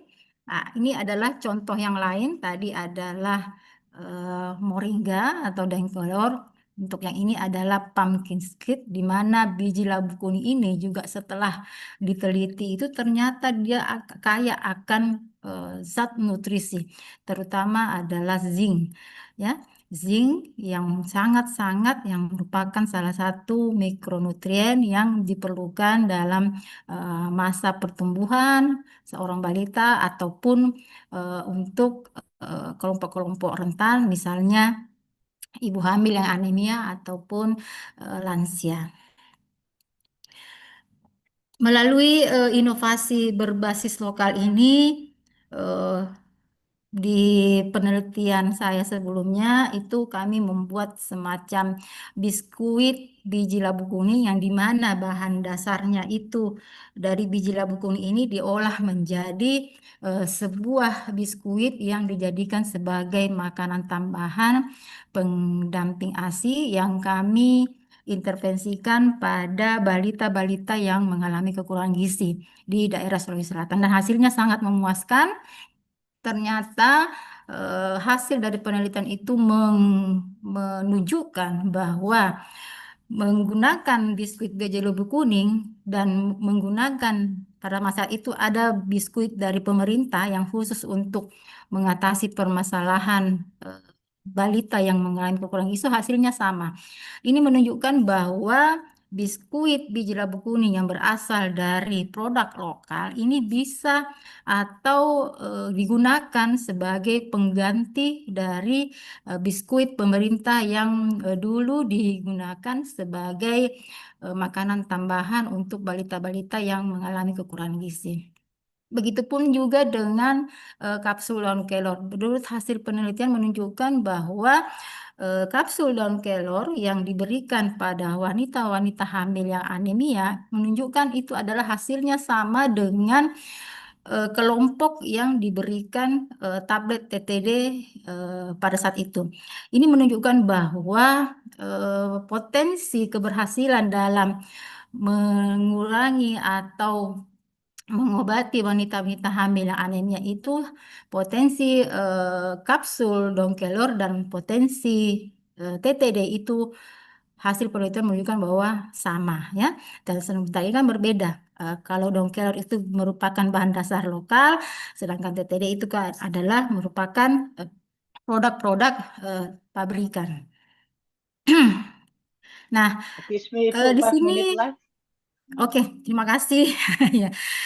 Nah, Bapak Ibu sekalian, kita sampai di slide ke-7, bagaimana pengembangan produk pangan lokal tidak berhenti di aspek gizi semata ya. Jadi nanti kita bisa berkolaborasi seperti tadi yang saya sampaikan sebelumnya. Ini adalah wacana bagaimana kita berkolaborasi, khususnya ini yang mengerti IT, kita diharapkan berkolaborasi antar disiplin ilmu untuk menghasilkan sesuatu hal yang bisa membantu bagaimana pangan lokal ini kita gunakan dengan menggunakan teknologi. Nah, ini adalah impact dan prospeknya ya. Jika pangan lokal itu kita kembangkan ya. Pertama dari aspek status gizi masyarakat, nah tentu ini akan memberikan akses yang lebih luas terhadap pangan sehat dan edukasi gizi berbasis lokal. Dan kedua, dampak dari sisi ekonomi lokal juga ya, melalui digitalisasi pelaku usaha kecil dan rumah tangga bisa menembus pasar yang lebih luas, kemudian pada level yang lebih luas itu adalah membentuk ketahanan komunitas. Nanti diharapkan dalam jangka panjang model seperti ini mungkin kita akan replikatif ya. Setiap daerah mungkin bisa mengadaptasinya sesuai dengan jenis pangan, budaya lokal dan kapasitas teknologi yang tersedia. Nah, kalau sudah sampai di kesimpulan, nah izinkan saya menutup presentasi ini dengan sebuah rangkuman sekaligus seruan aksi dari awal hingga akhir bahwa kita telah melihat bahwa pangan lokal itu bukan sekedar alternatif ya, tetapi solusi konkret berakar pada kearifan lokal dan terbukti mampu menjawab tantangan mulai dari krisis gizi, ketimpangan ekonomi hingga kerentanan iklim. Namun kita juga sadar bahwa agar pangan lokal ini benar-benar menjadi pilar pembangunan di masa depan, tentu diperlukan strategi yang baru, strategi yang menghubungkan tradisi dan inovasi, dan inilah yang kita sebut sebagai transformasi digital berbasis lokalitas. Kita tidak bisa lagi membiarkan sistem pangan kita hanya didominasi oleh bahan-bahan yang berbau-bau impor, produk ultraproses, dan distribusi yang terpusat. kita harus membangun kembali sistem pangan dari akar komunitas berbasis pada kekayaan alam, budaya makan, dan partisipasi masyarakat.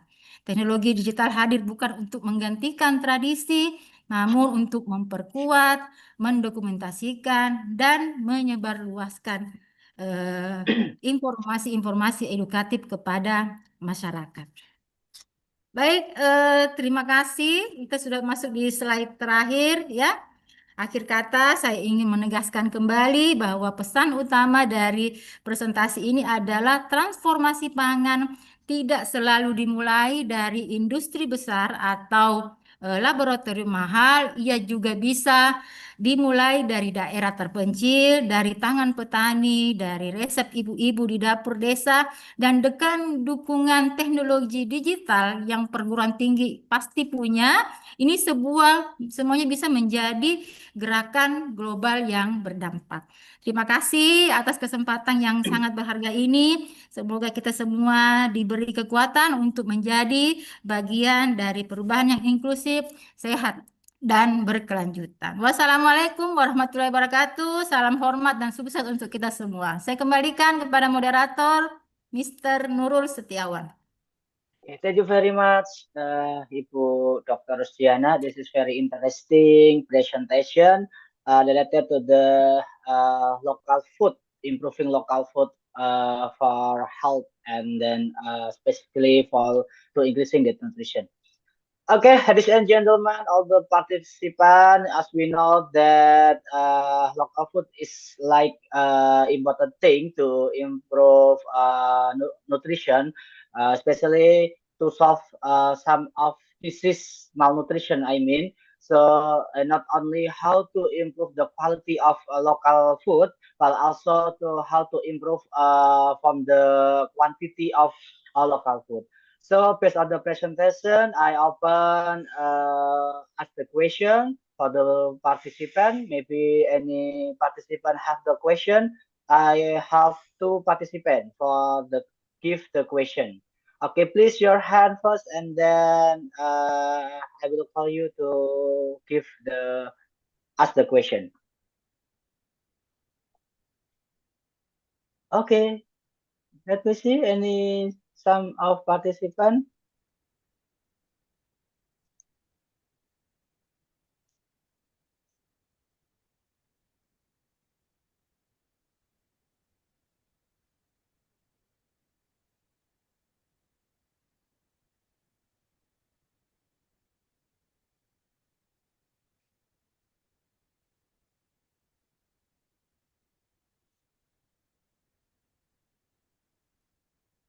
Any question for the participant? We will open. Oke, one question Ibu. Dari saya aja, Boleh. gitu kan nggak Ya. ada. Oke. Ya. Kalau dilihat tadi kan kelihatan bahwa lebih fokus untuk digitalnya ke arah apa namanya peningkatan produk ya, atau improve the quality of the product. I mean, is the local food. But if we want to increase in the quality of the product, some of product, we need technology, and obviously this is not easy to improve the technology. So maybe you have this like suggestion how to improve the product. I mean local product. This is collaborated each other or etc. like that. Oke, terima kasih pertanyaan Pak Wawan, sangat bagus sekali ya. Jadi bagaimana seperti yang saya tekankan tadi dalam mengembangkan, ini kan tadi baru wacana ya, tentu kita perlu berkolaborasi dengan orang-orang IT. Saya sendiri kan orang public health, nggak mungkin saya akan merancang itu dengan sendirinya. Tentu saya akan menggandeng orang-orang IT dalam memetakan teknologi-teknologi digital yang bisa kita gunakan. Contohnya tadi itu kita akan mungkin dengan aplikasi-aplikasi AI atau JIS itu kan nanti bisa dipetakan. Misalnya di daerah Grobogan tanpa JIS dan AI kan kita tahu sendiri dia adalah penghasil dari kalau nggak salah jagung, Padi. apalagi kedelai dan apa padi, jagung, kedelai ya. Iya.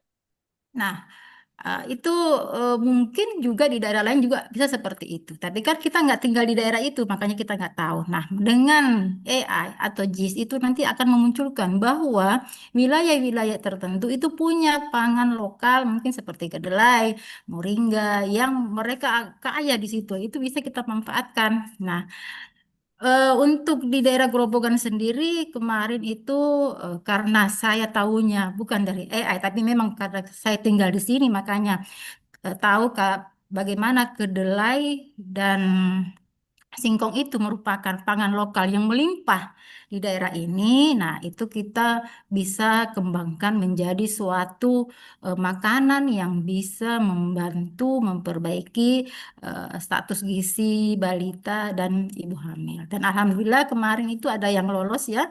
Jadi ini masih dalam tahap penelitian. Semoga saja nanti hasilnya menggembirakan kalau memang hasilnya sesuai dengan harapan kita bahwa ternyata susu kedelai yang merupakan produk lokal dari Grobogan itu mampu meningkatkan status gizi ibu hamil, itu akan kita kembangkan lagi lebih lanjut dan mungkin itu nanti bisa akan sampai juga ke pihak pemerintah untuk mungkin mengganti susu ibu hamil yang identik dengan mahal kan, susu prenagen itu kan mahal.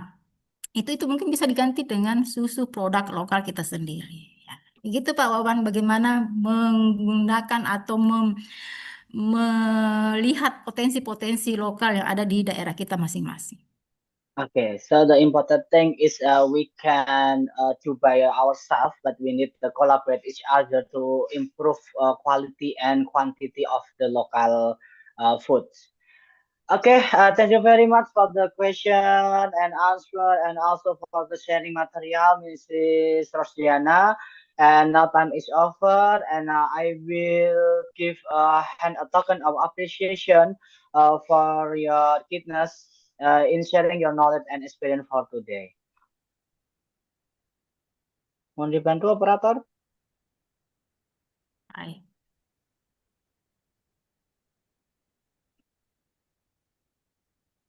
Baik, terima kasih panitia, terima kasih sertifikatnya.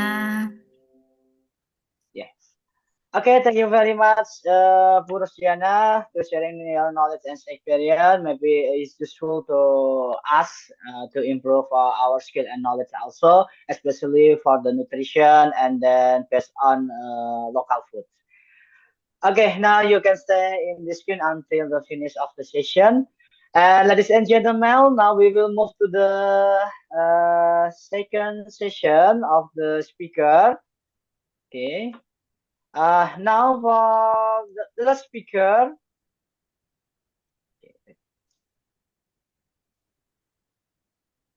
Okay, for the last speaker, I will invite Dr. Festi Mahanani, MPH, and we will discuss about early detection strategy of the implementation of health promotion model to reduce maternal of mortality rate, infant mortality rate using the blended learning method for midwives.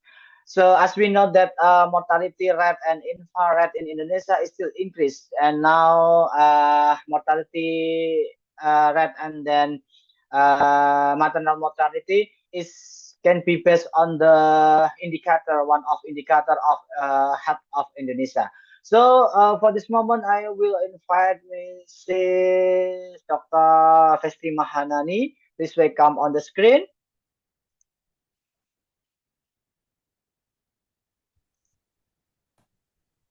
Oke, thank you, Prof. Wawan. Suara saya jelas? Okay, very clear. Okay, now before the presentation, I will introduce her to all of you. His name is Dr. Festi Mahanani Mulyangning. Is this right? MPH. Yes.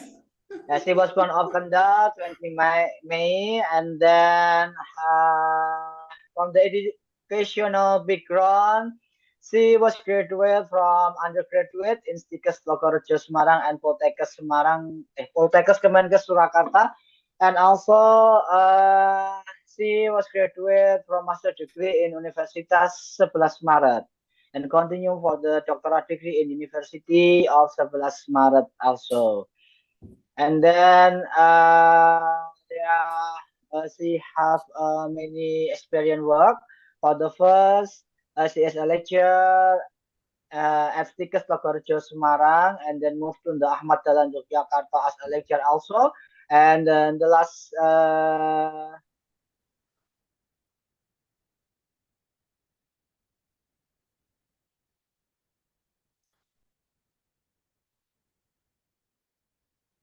in Universitas Anur and 2025. We joined on the IP Ikatan Bidan Indonesia also. So for the experience of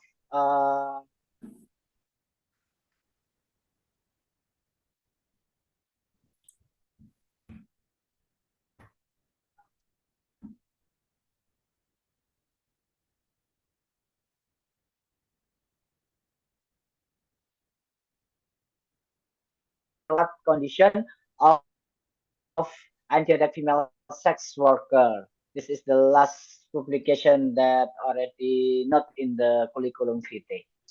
So for this session, we have 30 minutes to presentation and then 15 minutes to ask the question. Now time is yours. Yes, thank you, Prof. Wawan, to opportunity to me. Ladies and gentlemen, first of all, I would like to introduce myself. My full name, Festi Mahanani. You can call me Festi. How are you? Fine? Great, wonderful today. Fine, yes. Yes, we will discuss about mortality and infant and stunting.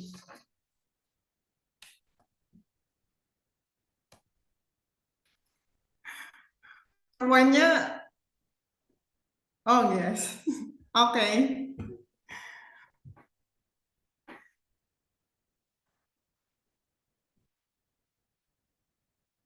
Yeah, in this afternoon we will discuss maternal mortality rate, infant mortality rate, and stunting. Sebelumnya tadi sudah dibahas ya sama Miss Rosdiana ya, talking about pangan lokal to prevent the stunting. It is one of choice to reduce stunting in Grobogan Regency through the jagung, padi, dan kawan-kawannya. To global ya, through the marketplace lewat digitality ya, di era sekarang ini seperti itu. Yes. Early detection for the implementation of health promotion to reduce maternal mortality rate, infant mortality rate using the blended learning for reduce the stunting. Next. Yes, background, yeah. Methodology, result analysis, and next discuss about the conclusion in research, especially in Grobogan Regency. Next. Yes, mortality, maternal infant mortality and stunting are main priority ya, especially for midwife ya. This is Universitas Anur may be encouraged for the student, for the lecturer to contribute 3 program pemerintah seperti itu nggih. Jadi Universitas Anur juga menjembatani para bidan-bidan profesional ya untuk berkontribusi ya di dalam penurunan AKI, AKB dan stunting ya. Tadi Miss Rosdiana menjelaskan ya adanya prodi ilmu komputer ya bisa membuat sebuah marketplace yang baru untuk terobosan-terobosan bahan pangan lokal sehingga bisa mendunia. Syukur-syukur dengan adanya startup ya menciptakan sebuah inovasi-inovasi dan gagasan sehingga bahan pangan lokal yang ada di Grobogan itu bisa prevent ya atau reduce the stunting seperti itu. Ya. Jadi midwife for preventive and can provide to accelerate to reduction maternal mortality rate, infant mortality rate, and stunting through blended learning. Next.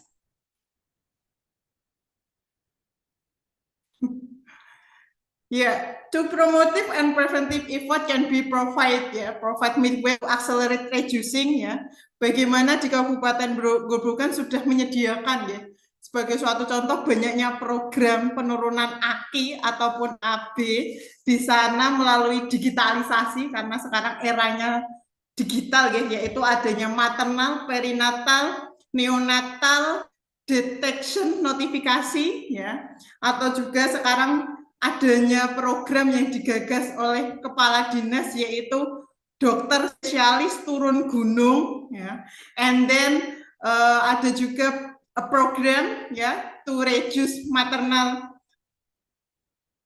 AKI-nya yaitu dengan adanya spelling yaitu dokter spesialis keliling-keliling ke desa-desa sehingga angka penurunan mortality rate-nya decrease seperti itu. Kemudian untuk penurunan AKB-nya banyaknya aplikasi sebagai suatu contoh dijelaskan oleh Bu Rosdiana menggagas sebuah aplikasi atau kalkulator khusus terkait MTBS Ini ada Bu Meti mungkin sudah makannya di bayi sehat seperti itu. Itu nanti bisa sebuah ciptakan gagasan-gagasan Universitas Anur goes to internasional seperti itu. Kemudian untuk stunting banyak program juga dari pemerintah seperti gecek stunting, kemudian kacau jelita, kader-kader cantik jemput balita seperti itu. Itu adalah suatu priority program Sustainable Development Goal yang ditetapkan in especially Grobogan Regency seperti itu.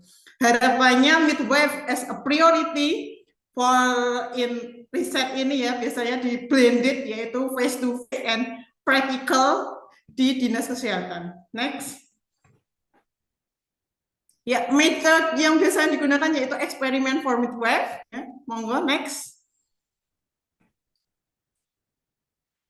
Population and sample using 61 midwife and sampelnya total sampling in 61 midwife. Next. The result MMR maternal rate-nya decrease for 3 to 1 and then in farm mortality rate-nya for 5 to 1 seperti itu. Next, monggo. Next. Jadi according to the basic decision it can be concluded significant difference in influence between the stunting risk group before and after blended yaitu salah satu upaya-upaya atau program-program kebijakan yang diambil as a midwife yaitu salah satunya persiapan yang paling penting adalah kebijakan terkini bidan dalam pelayanan kebidanannya, kemudian persiapan masa sebelum hamilnya, kemudian kolaborasi intervensi atau tata laksana dalam maternal rujukannya bagaimana empatinya, kemudian asuhan persalinannya, nifasnya, kemudian edukasi gizi pemantauannya seperti itu.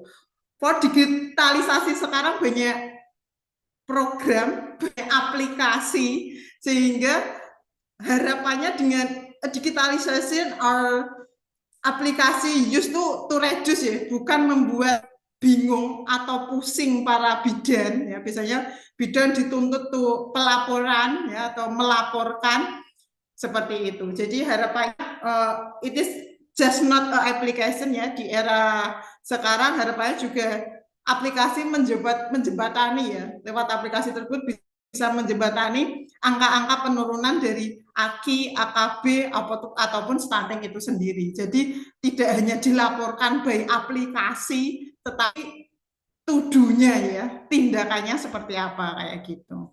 Next. Conclusion, the ingredient for maternal mortality rate, infant mortality rate is priority for midwife. Ini salah satu upaya utama prioritasnya sebagai suatu contoh tadi sudah saya katakan kalau di awal-awal tadi di pelatihan adanya critical thinking decision thinking, bagaimanakah as a midwife berpikir bagaimana penanganan pasien tidak telat atau not too late seperti itu. Kemudian kreativitinya, kemudian resiliensinya. Resiliensinya for digitalisasi ini upayanya to menghemat dari waktunya, kemudian jangkanya seperti itu, sehingga semua dari angka kematian ibu, angka kematian bayi melalui banyaknya program-program yang tersedia di Kabupaten Grobogan, mulai dari pelayanan ANC yang terpadu, kemudian dokter spesialis turun gurungnya, spellingnya, dokter spesialis kelilingnya, kemudian dari kader jelitanya, kader cantik jemput bayi dan balitanya tuh is SOC ya, continuity of care seperti itu. Jadi berkesinambungan dan berkelanjutan. Yeah, that's all about a health promotion model to detection maternal mortality rate and infant mortality rate and stunting. That's all about my presentation. It is a little information for me. Thank you, Miss Endang, Miss Eka Fanti, Professor Wawan. Thank you. Okay, thank you very much. This is Dr. Festi. This nice information and then nice presentation. Before we finish, maybe some of participants have a question. I will open the question. Maybe one or two participants can give some of question. Okay, let me check first. Maybe some participant give the question.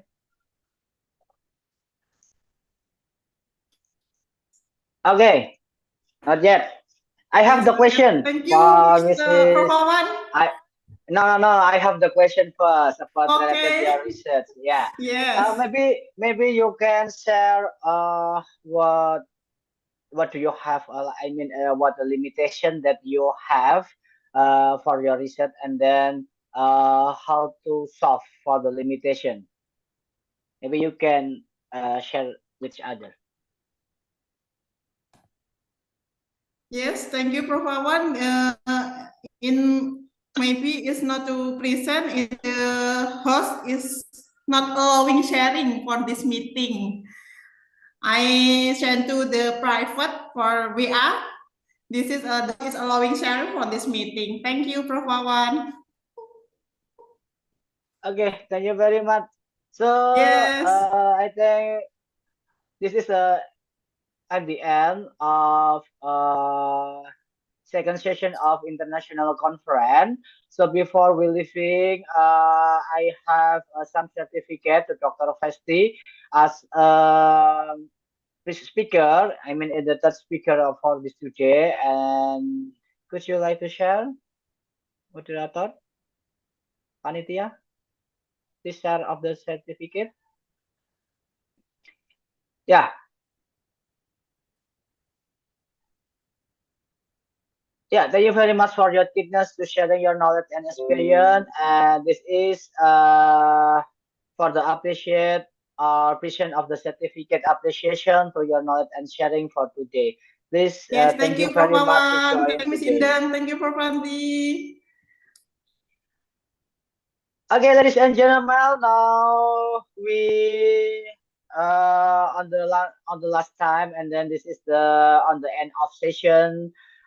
So the times I will back to the master of ceremony of the conference, and on the last I will say sorry and then thank you very much for joining in the seminar. So the time is master of ceremony.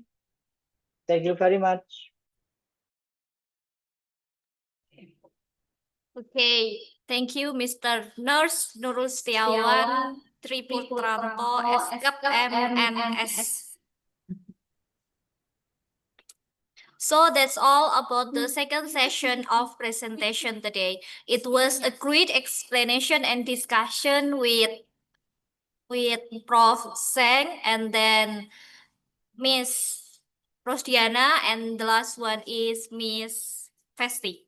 Okay, then thank you. Well, ladies and gentlemen, those are the agenda we have presented to you this morning.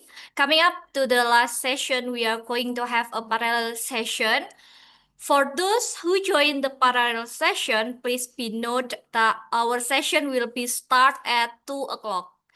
After break and lunch, you can proceed to your presentation room. Once more, for those who join the parallel session, please be note that our parallel session will be start at 2 o'clock. After we have break and lunch, you can proceed to your presentation room.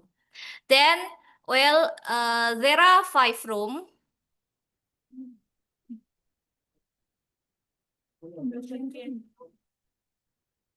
We will have 5 rooms. Today's room 1 for health program. The participant consists of S1 Perawat, and then D3 Perawat, and also the lecturer. And then the second room, it will be for health program again. And then the participant consists of S1 Bidan, D3 Bidan, and the lecturer. And the third room, it will be for business program. The participant consists of S1 management and the lecturer. And the fourth room, it is for education program. And then the participant will be from S1 Pendidikan Bahasa Inggris and then the lecturer. And the last room, or room 5, it is for science and technology program. And then the participant consists of S1 Ilkom and then the lecturer. So, the participant, you can join the room based on your program, right? Then, before we close the agenda, we will have take a picture with all of the present participants. Then, please stay on to your camera. Once more, we will have take a picture with all of the participants. Please stay on your camera. Then I will count 3 until 1. Okay, ready? All of the participants, please on your camera. Okay, 3, 2, 1. Then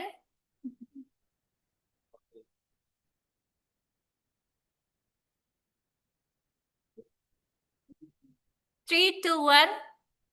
Secret. 3, 2, 1. And the last one, 3, 2, 1.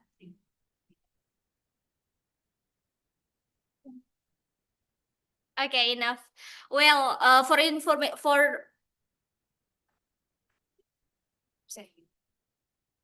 okay, then for the edition, the link link absennya akan segera di share ya di chat room. Oke. Akan tetapi nanti di breakout Zoom nanti ada absen kedua, jadi untuk semua partisipan diwajibkan untuk join di room Zoom-nya masing-masing untuk sesi parallel session gitu ya. Jadi absennya 2 kali. Oke. Oke, once more, ini nanti akan sudah di-share di chat room link absensi untuk sesi pertama ini dan kedua. Akan tetapi untuk sesi ketiga nanti link absennya akan di-share di breakout Zoom nanti setelah break time. So, well, ladies and gentlemen, we hope you learned something from this agenda today. We would like to say thank you so much for your attention. That's all for me, and then see you on the next event. Wassalamualaikum warahmatullahi wabarakatuh.